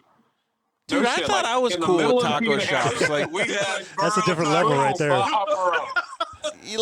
They know my name, but dude, like, this is so next level tacos. That's another level right there. Yeah. Well, you know what? Do me a favor, try to keep up. Well, I think I'm actually doing. I was talking to Robert. Like, I kind of have a feeling that we might be relocating to Southern California, so I might just have to tag along with you guys. I'll just shadow you guys for a couple years. 6 hours to Pismo from where we're at. Let's do it. FYI, pretty soon we're building a brand new complex. Oh yeah, 4 buildings, one big main building, and then 2 little warehouses and workshops, and then a 4th building, which is a coffee and taco shop modeled after Greg, the owner, modeled after his dad's first motorcycle shop. Nice. And it's coffee and tacos. And it's gonna be game on. And we're bringing the Burho family up to teach us how to make those tacos. Yep. So it will be authentic Mexico tacos. Are you guys hiring? That's awesome. Yes. Right. Yes. Absolutely. Yes. We need 30 people, by the way. Yep. Okay. Yeah. Well, I'll put in an application. Right. Well, it's really horrible to live, Pismo Beach. It's rough. It's horrible. The weather's always nice. It's crazy. Oh, so that's where the shop. That's where the new shop's going to be. Traffic, so you hate it. So the new shop's going to be in Pismo then? It's Arroyo Grande. It's the same city we're in now. It's about 2 miles away from our current building. Oh, cool. But we're just literally bursting at the seams. Yeah. Anytime we need to do anything, we need to move something to do it. Yeah, apparently you guys have we've got all of our stuff is spread out over 2 or 3 areas. So with warehouses and everything else, it's just really a pain. This new facility is going to be fantastic. Look at all you guys' toys in the background. Of course you're busting out at the seams. Yeah. Must be rough. Hey. No. Hey, hold up. Let's get something right, okay? These are race bikes, not toys. Okay? Please. So one of our buddies, touche. Yeah, one of our buddies here in Arizona. He's like addicted to ATC 70s, and I think he's got 10 or 11 of them. He's restored them all, and so they're all different. But I think we're a little over. Oh yeah, yeah. I think he'd have a good. I think he'd have a good time just walking through the shop and just checking those things out, man. Those are sweet. No, it'd be fun. We're a little over the top. Yeah. So. The little video that you posted of us, that was the Gambler 100, right? I think that's what they called it. Anyway, the Gambler 500. So Tate totally calls us out. They're going to do this mini bike race up in Oregon. And let's it's preface 100 this a little bit. So miles, and he's what like, Steve is talking about is a ATC 70 race. So for the people that didn't see it on social media, it's like on a full on, well, I don't know, moto mini track, and it's like they're all big guys riding ATC 70. It's a 5-mile course. It's not a track. So anyway, yeah, Tate with the Gambler 500 totally calls us out. And he's like, you guys need to come up here, up to Oregon and do this race. Well, Oregon, that's like my home turf right there. So, and literally, so this course, I raced AA quad on this same desert course before. So, I mean, I'm totally, and it's literally about 25 minutes from where I lived when I was up in Oregon. So I'm like, oh my gosh, we got to go. And next thing you know, Greg's like, we're in. So we tell Tate, we're coming. And he's like, whoa, whoa, whoa, whoa, whoa. He goes, insurance and three-wheelers, and we can't do this. I'm like, you called us out. We're coming. So it's done. So we totally show up and crash their party. There's, I don't know, 100 mini bikes there, something like that. But it is literally, 200. It was crazy how many freaking of these little mini bikes were there. And, you know, we just literally, we didn't even sign up. We just literally like pulled up to the line and just took off. Yeah, well, we didn't just take off. We got reamed. Well, yeah, which was the track manager right before we started. But you know, he was worried. He was concerned about insurance, and we weren't. So there was a little bit of conflict. But he said, "Don't crash." Yeah, he said, "Don't crash, don't hurt anyone, and don't get anyone's way." Right. So as it comes to find out, the three of us are basically top 5 speed around this course. Had the time of, I've raced a lot of things. I've raced quads, I've raced bikes, I've raced UTVs, class 10 cars, you name it, I've been in it. Top 5 races of my life. So fun. So when you do the 5 miles, your hot pit, you know, most people take on gas. We might have had hydration every more Grandpa's cough syrup. Yeah, more. Right. But the cool thing is I had a couple buddies from Oregon that I raced the quad cross series with. One of them in particular, he showed up, so he made a few laps out there with us. My daughter got on a bike and did a couple laps, and it was just so fun, you know. And I mean, in all honesty, coming from the racing background, ever since I got hurt and not been in a car racing wise, I've had so much more fun. Pre-running, doing the little 3-wheeler stuff, just relaxed, having a good time. You take all the pressure off. Yeah. And then on top of relieving any kind of pressure of winning or racing, it's just ridiculous. It's grown men on tiny 3-wheelers, literally driving them or riding them as fast as we possibly can, and just, I mean, we're literally like giggling the entire time. And then the whole time we're all wired up with radios. So we're talking the entire time. And you can imagine the hilarity that is just right. Well, tell them about the guys that said that I can't believe you guys are so courteous. Oh, right. So we're cruising and like, they think they're courteous. Right. There was literally 2 bikes that were faster than us. And really that's only because like we would ride and stop and ride and stop. And hydrate. So these guys are pretty fast. But so anytime we'd see them coming up, like we'd hear someone behind us, look behind, and the last guy would call out, hey, we got a bike on the left. We'd all pull over at the same time, let him bike because he's racing and we're just fucking around. And they were like, dude, we got 2 things.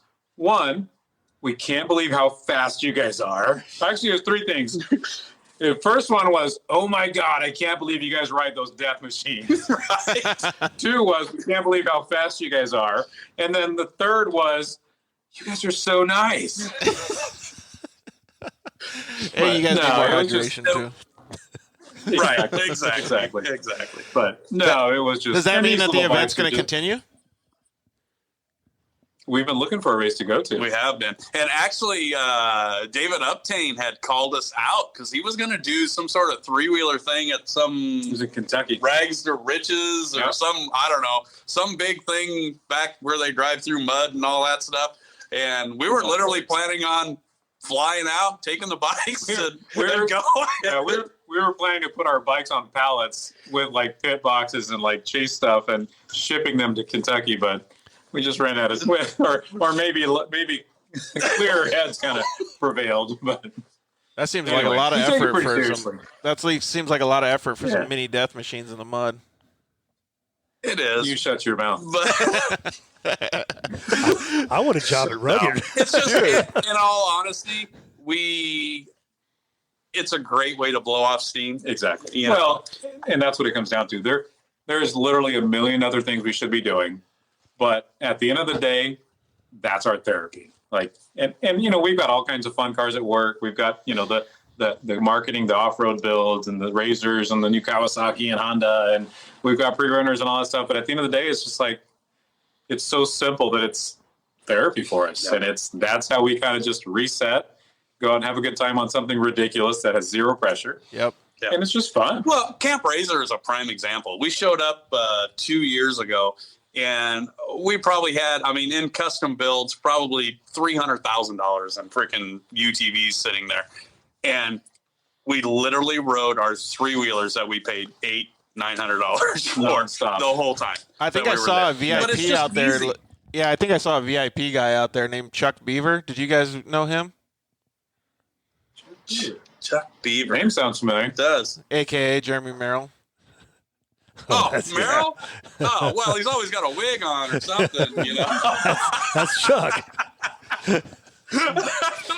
Poor guy. Jeremy, he totally hijacked my three-wheeler when they did the whole Rockstar Energy thing down here at Pismo. Right. Yep. You know, when they mobbed the whole motorhome into the beach. And that's right. That got cut. Take that off the internet, off the interweb. It can't be seen. Nobody heard it. But, yeah, that was no, we love the Merrill boys for sure.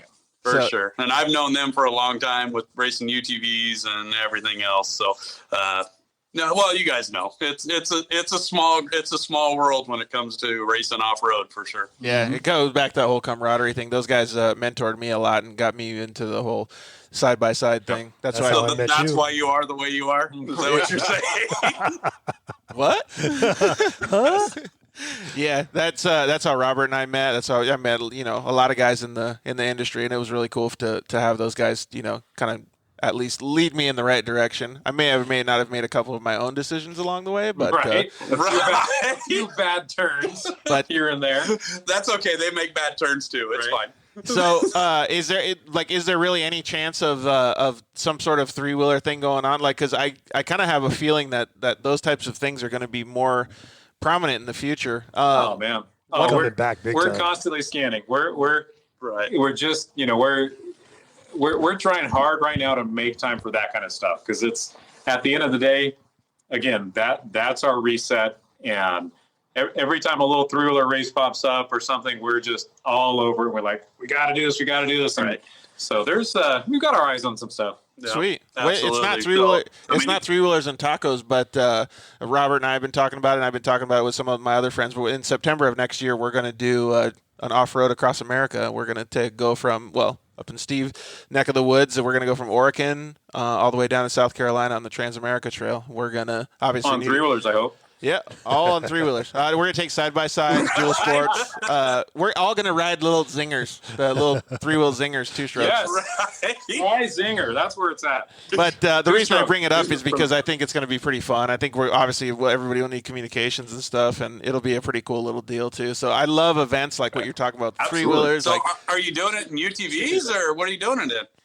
My goal is to do it on a dual sport bike, but we're going to bring some UTVs with some people that may or may not be able to ride dirt bikes. So it's still in the works. We still have a little bit of development to do, but I think it's going to be super fun. And what we'd like to do is introduce some dealer networks in with, we're going to do a ride day, press day the whole time. And then when we do the press day, we can invite the people in the local dealers to come on, and we're going to try to raise some money for some spinal cord research. Robert goes with us. We'll try to raise some money for his organization and just have a good time across the country, meet a bunch of people, and have a good time. Absolutely. So, when you're ready to do that, we do all the stuff with comms on bikes and all that. In fact, we're doing a lot with Wolf Enduro and California Dual Sport Riders. What's the other one, the video that we just got? where the road ends. Man, where the road ends. Where the road ends. So, right up your alley, Rob. A little more about it. So they did. I'd definitely be interested to talk more about that. That's cool. Circle down to the. I think it was. They went through the Darien Gap. The Darien Gap, and which is just it's South American jungle, like untouched South American jungle. Yeah. At one point, they literally they were 30 minutes ahead of like drug cartels and like whoa, in every sense of the word of just everything you can imagine as far as a cartel being chasing you with guns and ammo and everything else, like cutting through the jungle. Sounds these guys fun. are Where do I literally sign dragging. That's right. crazy. Exactly. Well, the thing is they're all vets. They're all vets. Unbelievable. This was their therapy. Yeah. Yeah. This was their. You talk about the PTSD and just Rob. We watched you and listened to you talking about family and all that kind of. I'm not military. I have a lot of friends that are military. I've done some endurance events with Go Ruck, if you guys have heard of that. Oh yeah. With a lot of military and ex-military people, and it's just the camaraderie, the family, the sense of just I will do anything for you is unbelievable. And these guys did all of that on a handful of these kind of adventure or dual sport bikes, whatever you want to call them. Right. And like literally drag these bikes through the jungle. Yeah, I literally, what stands out to me is when I watched this little 4-minute promo, and we've been involved in this since before they even left, obviously. Yeah. But they were literally going up a river. The river was their trail because there wasn't a trail. Right. And then they were using machetes to cut stuff down so that Oh, they I could saw pave their that. way through. I saw that. Yeah, and one of the guys like literally totally looks at the camera and he goes, "You can't quit." Yeah. Because there's nowhere to go. What do you do? Lay down in the jungle? You have no option. Yeah. That is. Yeah, it's amazing. To understand the context behind it now makes it so much gnarlier than the clip. Yeah. Holy cow! Oh my God! It's yeah. In fact, they just sent us a restricted viewing kind of, I don't know, it was a 4-minute kind of promo, and it gave me chills because I met these guys. They were coming through. In fact, they came through here, Roy Grande, and on the way there, they were going down south to kind of start the whole adventure, or actually they had already been north, but it was just unbelievable. Like, I'm looking at these guys and I'm talking to them like, you guys are about to set off on this just adventure of, I mean, you can't even, adventure of a lifetime doesn't seem to kind of grasp what they actually did. Well, I think you can qualify as an adventure of a lifetime, but there's got to be some screws loose though too to be able to like think that you're gonna do that, like for sure. Like, I mean, but seriously the cool though. thing is But you know what? So we've worked with Wolf Enduro, and amazing local organization, fantastic. If you want to go do a couple day ride, look up Wolf Enduro. Real people too. If you want to go to South America and do something like that, good on you. That's like straight out of a movie, though. Seriously, that is insane. Well, more power to him, though. Yeah. And so let's go back. Let's take a step back. I definitely want to talk more about the dual sport shit because I'm super into it. But maybe we can do that for another show. The taco tour. That's okay. The taco tour. You guys are going to bring back though, right? So it's going to be an annual thing now, or it's an annual. It's the Baja 1000. So. But it actually started with the 500. Steve and I, 2 years ago. And 100 tacos in 2 days. we ate 100 tacos in 2 days, and that's what started the whole deal. So, well, if you guys are down for it, I'd like to get the Dirt Life involved in that and join one of these times. One of the things on my bucket list, and I talked to Chris and Matlock about this, was I've never got to pre-run any of the race course or anything. I've clearly been down to Baja and raced and stuff, but I've never got to. I've never got to have what you said, Steve, is that the fun time, the relief time, just going down there and having a good time. Like, I've never got to experience that. So I want to do that. That's on my bucket list. So, and I'll get, we do get to have a good time here every once in a while. I'll give you an example. So last year at the 1,000, which was the first time we'd really done kind of an official, like, let's go early, let's have some fun, let's blow off some steam. And so we Rugged bought it's a 96 Bronco pre-runner that it was done, and we've just done some updating to it and that kind of thing. But it's been stretched 17.5 inches. It's linked, bypasses, coilovers, all that good stuff. It makes up for his poor driving. Yeah, right. So we go down to Baja, and like, we've never had this thing out, and we kind of scrambled to get just some odds and ends done on it, updated. It's like, yeah, it's good enough. And we're pre-running this section.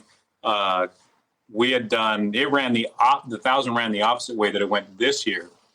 So getting back to Ensenada on the last part of the course was coming up the beach, coming north up the beach. Up the Pacific side. Yep, in Ensenada. And so this is, I think, probably my favorite part of the section. He was driving, I was scared. Right. He was squealing like a girl. He keeps saying that don't you wish you could drive like me? And I say no. So we and this is, mind you, like this is our Baja service truck, and we got it because, well, we like to have fun, and we justified it by saying it's our service truck, and it actually has worked really well because we loaded up with tools, products. So if we see anyone on the trail, we can help, we can test, tune radios, replace, like anything you need for communications. We can do it out of this truck. Plus, we can offer them a cold beverage from the ARB fridge, right. Or a hot coffee from the K-Cup, or Nespresso, or whatever the heck it is. Either one you want, you can choose. All classified as hydration. Right. So we're coming up the beach, and we come up on this Y in the road, the dirt road, and there's this super high end F-150 pre-runner on one side, and then the trail goes up this way. And he stops, so we pull in right behind him, and just to check, hey, make sure you're okay. And he gets out of his truck and walks back. He's like, hey, guys, how's it going? And he said, hey, we're just checking up on you, make sure you're okay. And he says, yeah, we're good. He's like, just to let you know, there's a big sill bed over here, and there's a giant rock in the middle of it. You guys are four-wheel drive. You should be fine. And Steve and I look at each other. We're like, whoa, we're not here to work, so we'll go around that shit. And So we back up, and he backs up too, and goes up the way we were going, and he takes off, and we're following behind him, and like, he just goes, like, he leaves us, he's fast, and we're just cruising, and just kind of just Wilson the Bronco, we're just eating whoops and that kind of thing, and driving through the rough, and I see the dust cloud, and I joke to Steve, like, hey, I'm gonna catch that F-150, and we have a laugh, ha ha ha, whatever. Well, pretty soon we're kind of starting to catch him, and then it's like, I'm going to catch that F-150, So we're bombing this thing through the desert. And so he's bombing, I'm scared. Right. He's like a cat, like clawing at every surface he can. And finally we get within one or two car lengths of the F-150. I'm like, I'm happy. Cool. And we get to this beach section, and we pull over, and we're probably 20, 25 minutes ahead of everyone else. Mm-hmm. And Greg, the owner, pulls up. And we already had the hood up on the Bronco because the front shocks are literally boiling. And anyway, Greg gets there and pretty much gave him a hug and said, thanks, Papa. Good ride. Holy smokes, man. Yeah, so maybe that's too much for me. It was just one of those things that, like, you don't experience that kind of thing unless you've been on a course in Baja. Yeah. And there's nothing, especially that beach section. I would argue there are few things like it in off-road. It's kind of like that thing you were talking about with the Godfreys. You never know until you have the story. You know what I mean? Without a doubt. Yeah, until you actually experience it. Without a doubt. That's super cool. Right. And also talking about all the what's Baja. funny? And I heard talking, you Steve. Be quiet. I'm talking. All the talk about Baja real fast. I just wanted to bring up, Warfighter Made works in with the Nora. Which, the Mexican 1000 and the Nora 500, that is so much fun. There's a reason why it's called the happiest race on earth, because it's a rally. Right, and absolutely. You can't pre-run, and you just go and you point A to point B. Once you finish your section, there's San Felipe, there's a huge tent set up. There's free food, beer. Rob, hang on, I got to stop you there. Because once you finish, what do they do when you cross the finish of that stage? They hand you a bunch of beer. They hand You mean hydration? Hydration. They hand you a bunch of hydration. Hydration. exactly. And so for us, from a warfighter standpoint, or the reason why warfighter, there's a lot of other organizations that deal with score and stuff like that. But from my standpoint, NORA is so much fun to us because it's stress free. The only stress you have is what you induce into it, right? Because absolutely, if you break, so or it's you not get like flat, a race where you just balls to the wall. well, you can be, but if you break, you get stuck, you get whatever the case may be, you're going to be able to get retrieved and brought to the next stage, and then that evening you can fix your stuff, and you start the next morning. Because it's a rally. That's the reason I never wanted to do desert racing, because I didn't want to get stuck, and I didn't want to have that understanding that I have to go balls to the wall through shit that I didn't know what existed. So that's why we participate in NORA events, because dude, I'm in. It's not like that. I want to do it. Let's do it. I got to say, Rob, we have wanted to do NORA for a long time when we schedule it, and it's so difficult for us to be out of the office for that long. We've scheduled for at least 2 years in a row. The 3 years ago, it was kind of a very rough, we're going to do this, but every year it gets close. I'm raising the bullshit flag on you both, because I just heard you guys talk stories about going up to Oregon and doing the Gumball 500 or whatever the hell it was. The Gumball. Doing this, doing that. Hey, no, you shut your mouth about the Gumball. Bullshit. I raised the bullshit flag. How long is it, though? So it's 5 days. Gumball 500 was 2 days. It's 5 days. Nora's like 10 days by the time you're done. It's 5. Well, okay. The race starts on a Sunday. You finish basically on Thursday. They have the you sound like you're backpedaling. Awards on Friday, and then you got to drive back. Well, so 5 days. I heard about the NORA first with the other thing you forgot to mention is the fact when it ends, you're in La Paz. Right, it takes 4 days to get home. You're actually in Cabo de San Lucas. It's not a loop. Sometimes it can be. Not a bad place to end up. I would probably want to go down there on a loop ride. We just did the NORA 500, and it was in and out of Ensenada for 2 days. Oh, that's not too bad. Which is also a rally race. Yeah. It's rad. It's awesome. Well, and that's the one we had our sights on this year, but we just couldn't put it together. The first time I heard about NORA was, and you guys probably know him too, Jeff Furrier at UPR, and he drives. Oh, yeah. He was supposed to be with us this year at the taco tour. That guy's got some Instead, he took a header off of a freaking ladder and trashed his ankle. So, oh man, did he?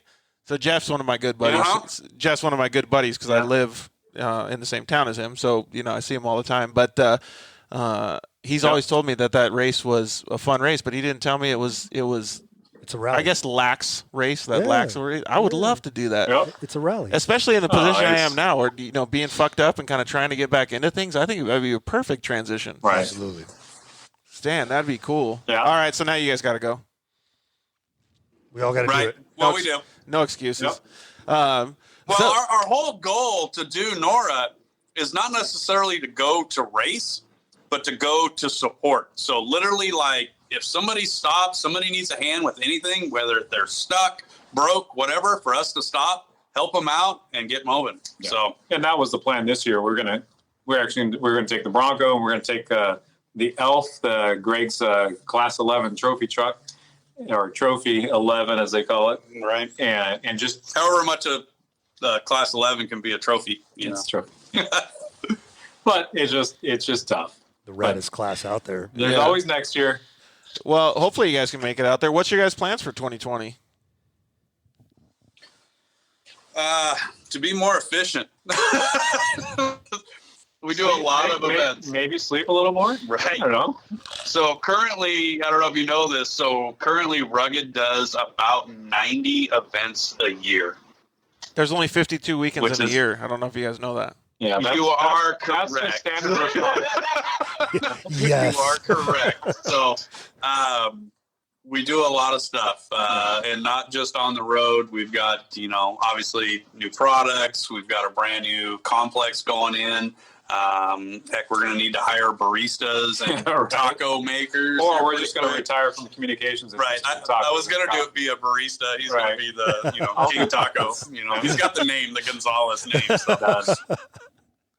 No, this, we're again, rugged is a from the top down as far as drive, and we're very driven to be better. As Greg likes to say, be better today than you were yesterday, and that's kind of that's our driving force. I love that, dude. We feel we're doing a great job. We feel we're reaching a lot of people. We're helping a lot of customers. Whether it's race, recreation, or commercial. But you guys know there's always room to improve. And, my gosh! And 2020 is we're pushing really, really hard in a lot of different directions, and at the expense of some sleep. And right. And we have a crew that works, front to back. We have an incredible crew, and but we're working hard to create infrastructure to continue to build that and continue to build kind of the support, I guess you could say, for recreation, race, commercial, all that stuff. Right. We're constantly pushing in our race program. 2020 is no exception. We've developed a few new products that we're pushing really hard. And I don't know, we're excited about 2020. Well, and to get back on our race program, we've really we're in the middle of totally redesigning it to help not only our racers, but to help us be able to help them, to have racers that are literally, when they get to the event, they come up to the trailer to shake our hands and say, thanks for all the support, and be on their way. There's no hair on fire. We want everybody perfect before they even get to the track, which is rare for off-roaders. Right. Because everybody's, half the time they're in the trailer on the way to the event, still working on the car to get it ready to 100%. I don't know anybody like the Team Wolfpack that ever does that ever. I don't think they ever have done that. Right. Team Wolfpack has never had that. Right. They're always pre-ready, like a week there. before. Let's put that to bed.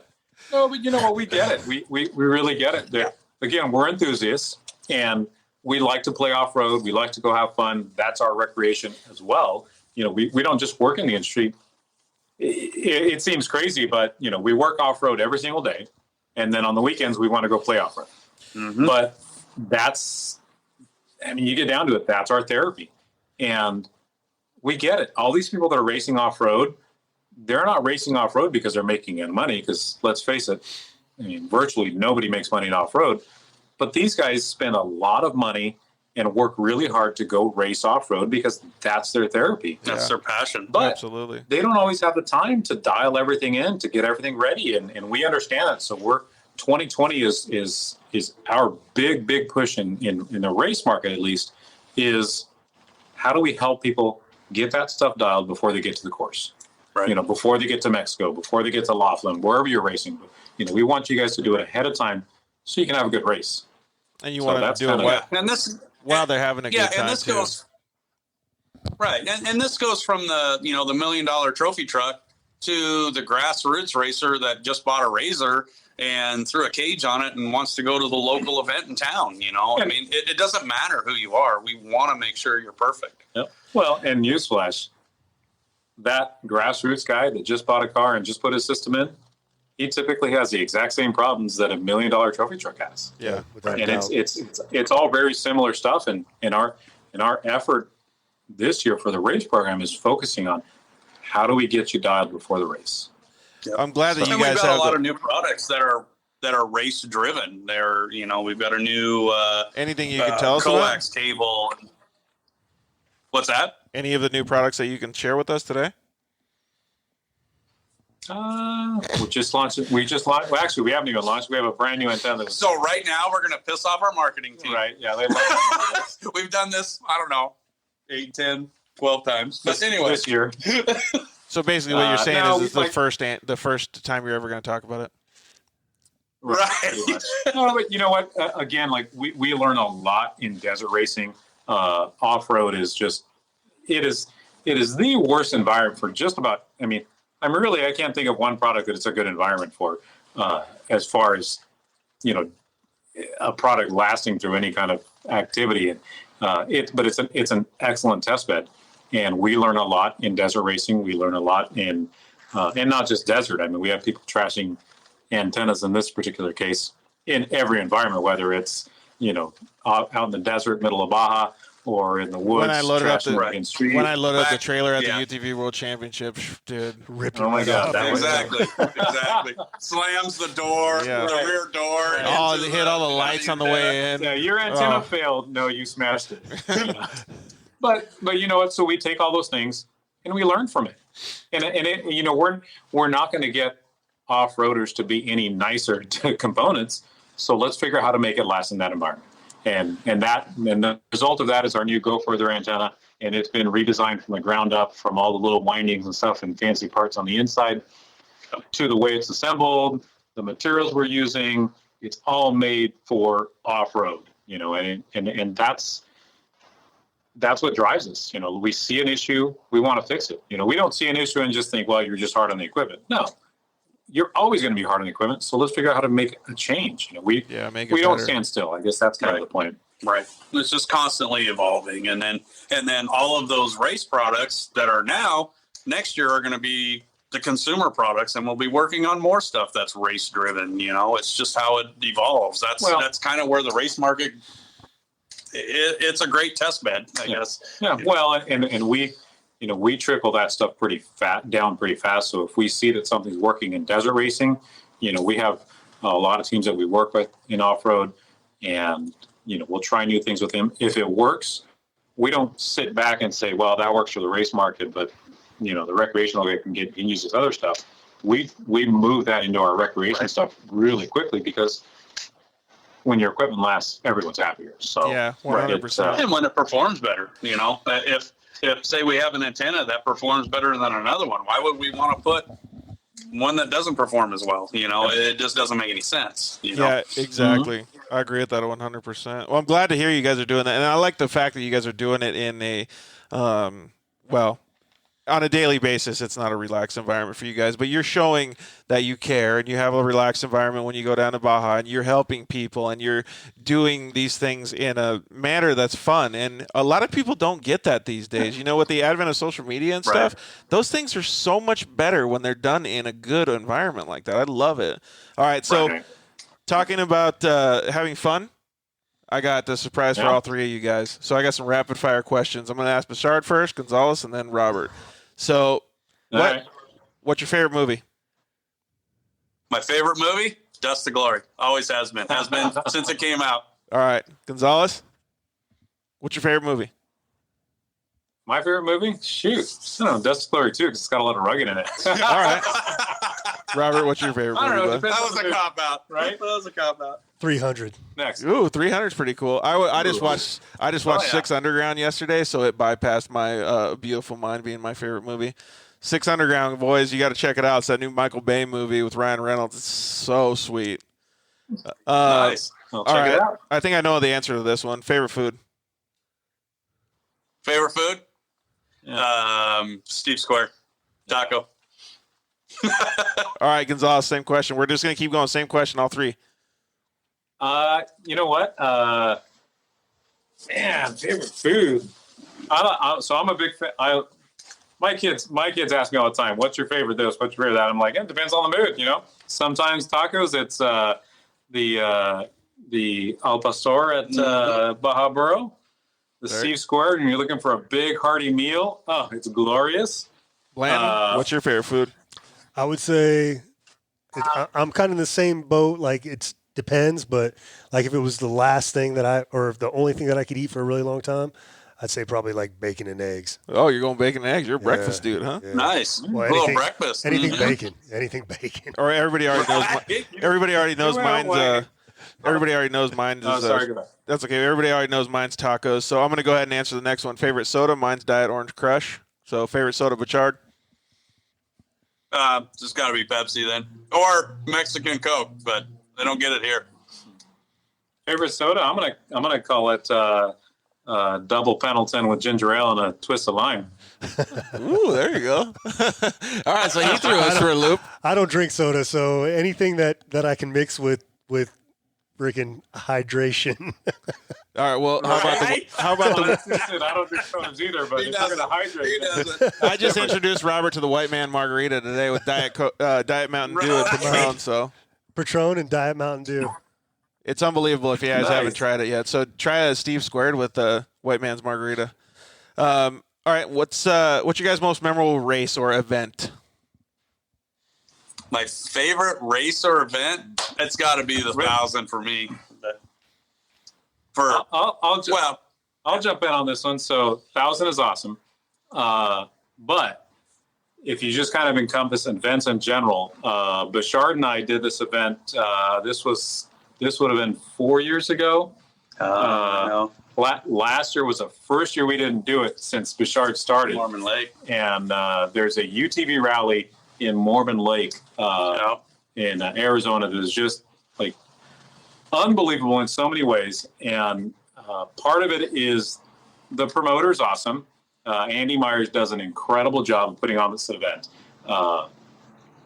And then the other aspects are the people that go. It's nothing but families. Right. You know, and by family, I mean, it could be, you know, a 3 husband and wife, generations. or literally 3 generations where it's grandma and grandpa and one of their kids, you know, grandma and grandpa and their 2-seat UTV, which they haven't been riding in 30 years, but now they just bought a UTV, and then their kids in another 4-seat UTV with, you know, mom and dad plus 2 kids, and then 2 of their kids in another small UTV or on quads or motos or whatever.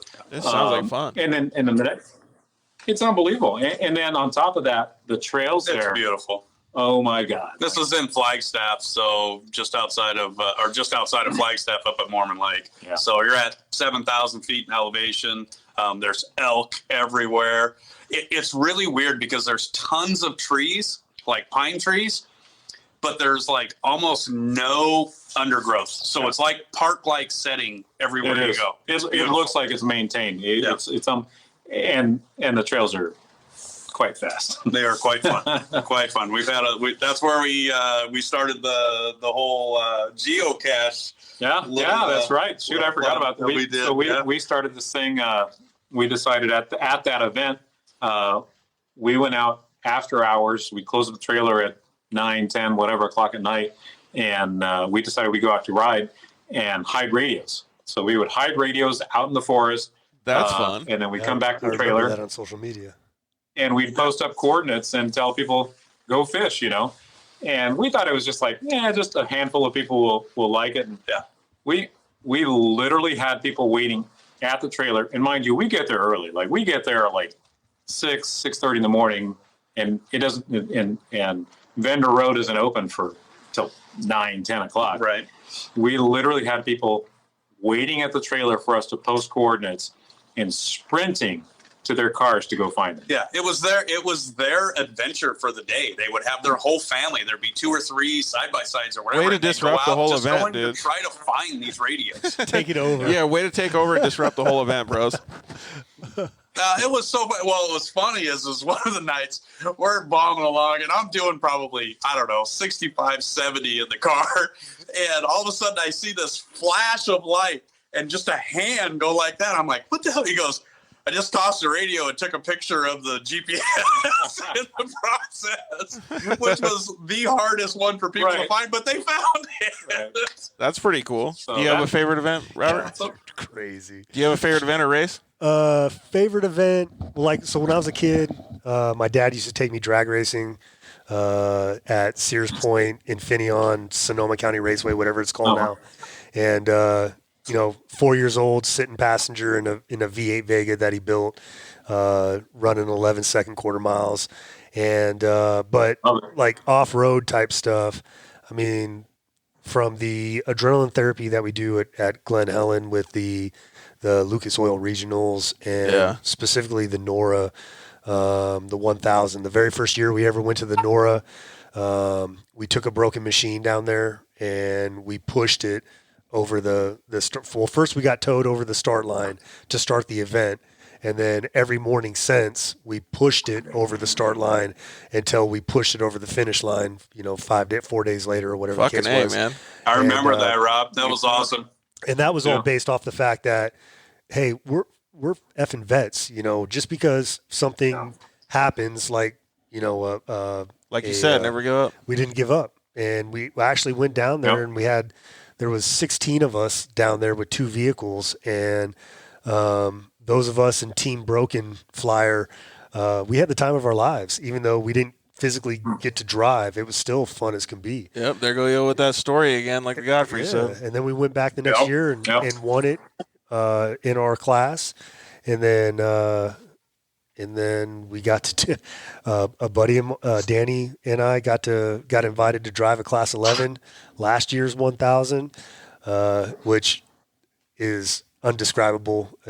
Class 11 stock VW Bug is just awesome. That's cool, man. And then the Nora 500 this year with Kirstie Ennis, Jackie Carasosa, and Danny Naveau was just memorable. So yeah, I got a couple. That's my answer. That's good. All right, we'll go into a simpler question. What's your favorite flavor of ice cream, Bechard? Oh, you know what? It's an easy one for me. Thrifty, cherry chip. Yeah, that sounds good. Pretty Old good. Thrifty. What about you, Gonzalez? Black cherry. Oh, man, you can't. By the way, the official end of the Rugged Taco Tour is Thrifty's ice cream. So it sounds like a nice dessert after a nice meal of tacos. If you do your own Rugged Taco Tour, make sure you top it off with some Thrifty's ice cream. By the time you get done with 10 days of Baja, the only thing that's better than a nice salad would be Thrifty's ice cream. Exactly. All right, Blanton, what's your Which favorite is ice available cream? just about anywhere in Mexico, by the way. You're going okay. So all you guys pick fruit. You pick strawberry. Strawberry. So they pick cherries. I'll just go with pralines and cream. Just black cherry. I'll be So you guys all pick fruits, but I'll just be the odd man out with the sweet one. All right, M&M's or Skittles? Skittles. What's that? M&M's or Skittles? I just answered for you too. It's Skittles. Don't worry about it. Skittles, yeah. I answered for you. You guys are okay. Yep. Skittles wins. Skittles for the win. If you were a character in Hangover, who would you be? Who would I be? Wow.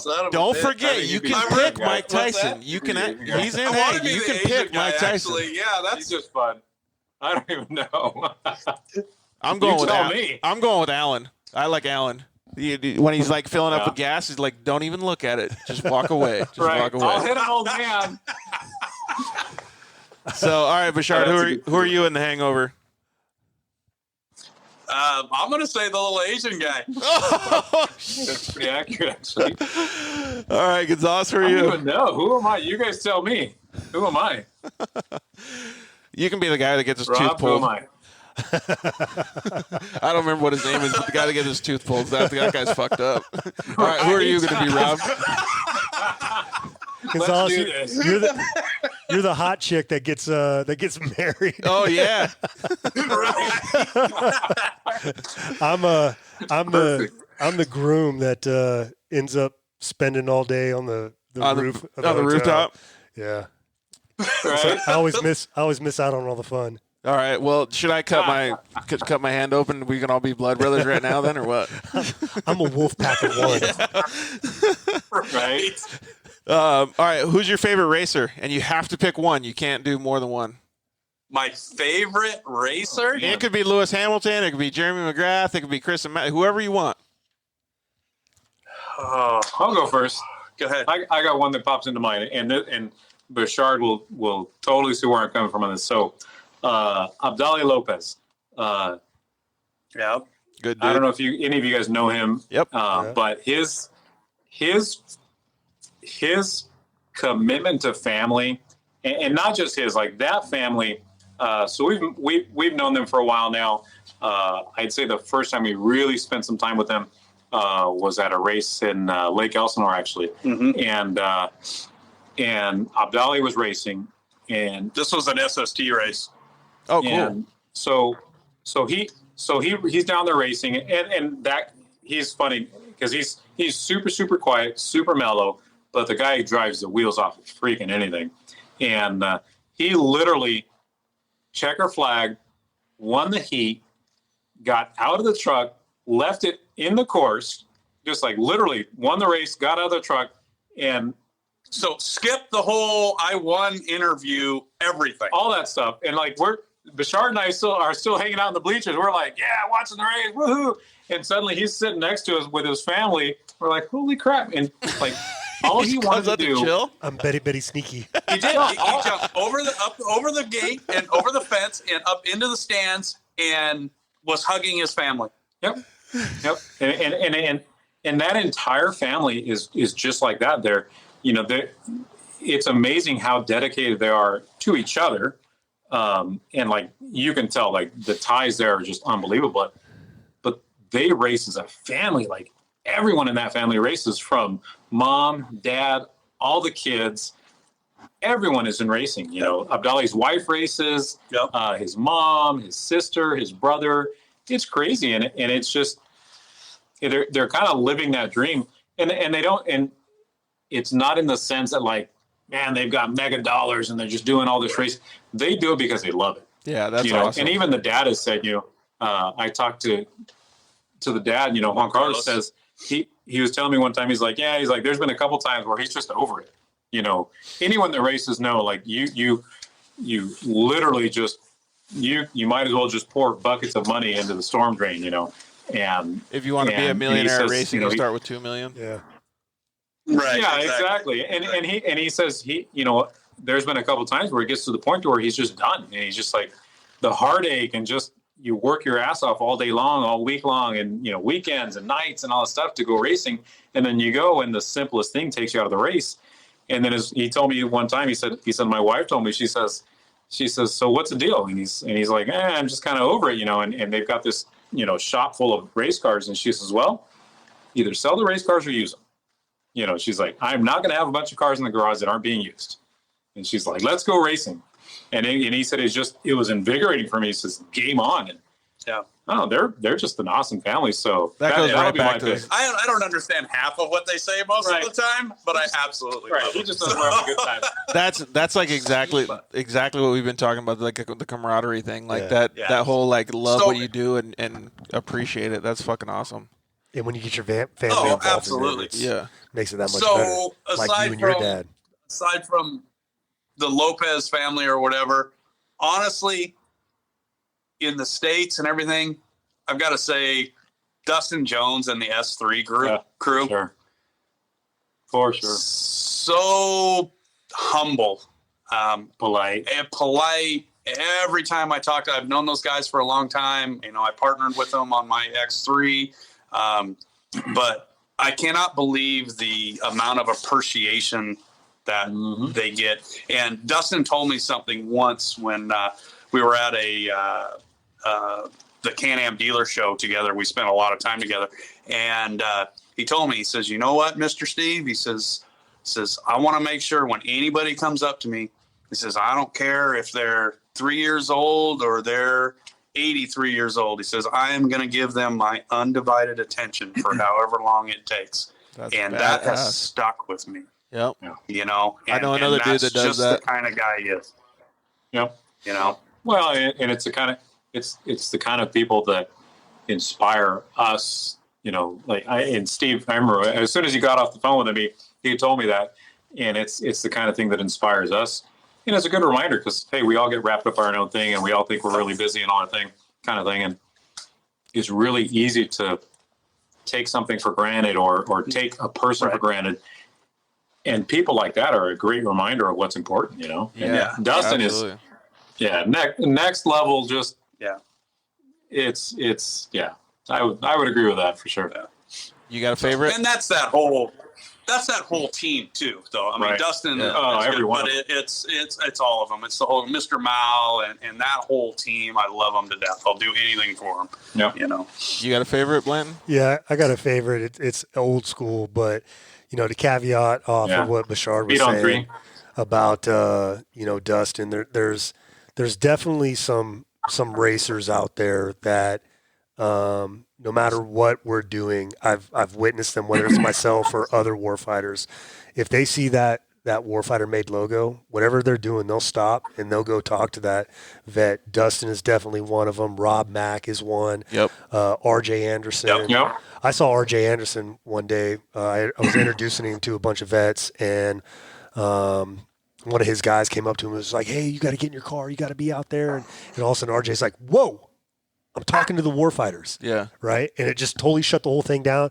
And I was just like, man, you just made those guys feel appreciated, you know, and Brian Deegan's, and I saw Brian Deegan one time, like I was bringing some vets up to him and he was eating and I saw he was eating. So I stopped and I was like, hey guys, we're going to come back, you know, and he saw us getting ready to turn around. He's just like, hey, come on over.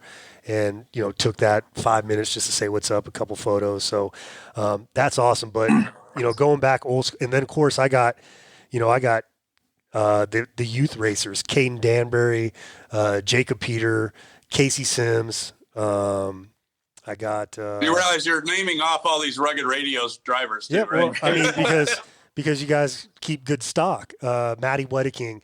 I mean, all of them come out and, you know, support our events and you know, take the kids of warfighters for rides and stuff, and that means a lot to us. All right, but I got to pick one, so I'm going to go old school and Bob Hurricane Hanna. Ooh, that's a good one, man. Wow, that was the dude that like inspired me to start riding.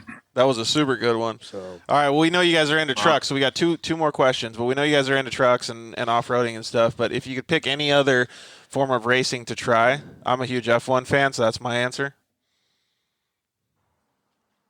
Any other form of racing to try? So I've done a lot. I've done some circle track Okay, stuff, let me specify a little bit more. You can only try for 5 minutes. You only get 5 minutes to try it. 5 minutes. That's it. Wow. Shoot.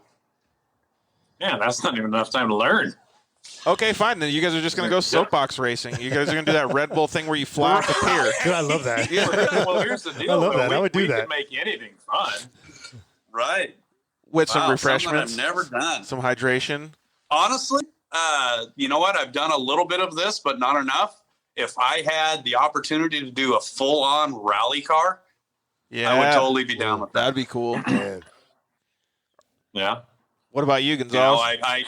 I missed an opportunity to go to Dirtfish, and I've regretted it ever since. Yeah. You want I'm gonna rally go with too, kart Gonzalez? racing. Kart racing? No, I'm going to go with kart racing. I agree with rally. That's something that's just I see what those guys do, and coming from, you know, a desert kind of perspective, it's so different. You know, I can't say the one is better than the other, but I've always wanted to try my hand at like really fast kart racing. Yeah, like Malibu Grand Prix. I think that's what he's looking exactly. at. K1. Kart racing is definitely fun. We got to do shifter karts and all that stuff, 4-stroke and 2-stroke, and it was bitching. What about you, Rob? Probably Formula Drift. Formula Drift, huh? That would be pretty cool too. Ooh. All right, last question before we get off the phone. Chips and guacamole or French fries and ketchup? No, chips and guacamole. Get out. That's not even a question. Get out. Just turn it off. Yeah. Never ask that question again. You know, it's Right. Never ask that the awesomest part about it is I specifically asked Rob, that. take care of it. It's like having a jukebox at your bar, and if somebody plays Jimmy Buffett, you're profiling. Like that's exactly why I asked the question, because if you don't give me the answer that he did, then we gotta go. We're over. Right. We are no longer friends. Yeah. So, all right, boys. Well, I appreciate all the insight to the company, the new products that you guys got coming out, and all of the cool stuff that you guys have done. You guys are obviously awesome dudes, and you got an awesome boss, and clearly you guys have a lot of fun. So I appreciate the time. Yeah. You guys have made our night. I don't know about Rob, but I kind of want to go do the Nora now with these guys coming down. We got to convince them to do it. We're right there with you guys. Yeah. So what we need to do is, Rob, we haven't done anything together for a while, so we need to do something together. So maybe it's Nora. Let's figure this out. Let's figure something out to do together. Whether it's for a vet, whether it's for whatever. Let's figure something out. I'm trying to convince Rob to go across the country in September. So we're already doing the Mint 400, and we're already registered for the Mexican 1000. So we're out there. Good. Where are you guys at? Let's go. Yeah, right. Pretty much everywhere. Right. No, we're gonna figure out how to put this together for sure. Absolutely. All right, boys. Yep. Thanks so much. We really appreciate it. Hope you guys have a good Thank night. you guys. And well, hopefully you don't have to take an Uber home with all your hydration. Yeah. Yes. Hey, Rob. So maybe we'll have to plan some sort of pre-runner trip so there's no racing involved. So we can just go out and have a good time, whether it's UTVs, trucks, whatever. I'm down. That's all you had to say. Okay. Same with you, George. Cool. All right, boys. We love you. We'll see you guys. Good night. Thanks. All right. Have a good night. Cheers. Thanks, brothers. All right, Rob. Thanks so much for talking with these guys with me. I appreciate it, dude. Absolutely. I appreciate you sharing all your stories too. You had a lot of good stuff to say tonight, man. It's this has been one of our longest shows, but I'm glad that we did it because I tell everybody I always want to wake up the next day after having a show and have a smile on my face, and I'm definitely going to have a good one. So I appreciate it, dude. Thank you to all of our sponsors on the show. Thank you to Shock Therapy. Thank you to Fuel Wheels. Thank you to Rigid Industries. Thank you to Solderweld. And thank you to Zollinger Racing Products. I appreciate everybody for tuning in tonight. You guys are all awesome. I want to have bigger shows all the time, so go and share this on social media. Join us on our social media. Look at Rob's Warfighter website, the warfighter.org, and he just launched that. I'm going to go check it out after we get off the show. Thank you guys so much. We love you. Can I say one more thing? Absolutely. And don't forget that one of our family members, Lucretia at Rockstar Customs, lost her house. They got a GoFundMe going down. If you can, I know it's Christmas and everything's tight, but even the littlest amount helps. And we're going to be on there donating here real soon. So yeah, Lucretia, Rockstar Customs, GoFundMe, help them out. Yeah, so I'll post a link in the comments right now when we get off. But on Instagram, it's at Rockstar Customs. Those guys are awesome family. They've helped us out a bunch when we were doing the Silver State 300. We love them very much. We love you guys. Good night. You've been listening to the Dirt Life Show with George Hamill and Cody Sanders.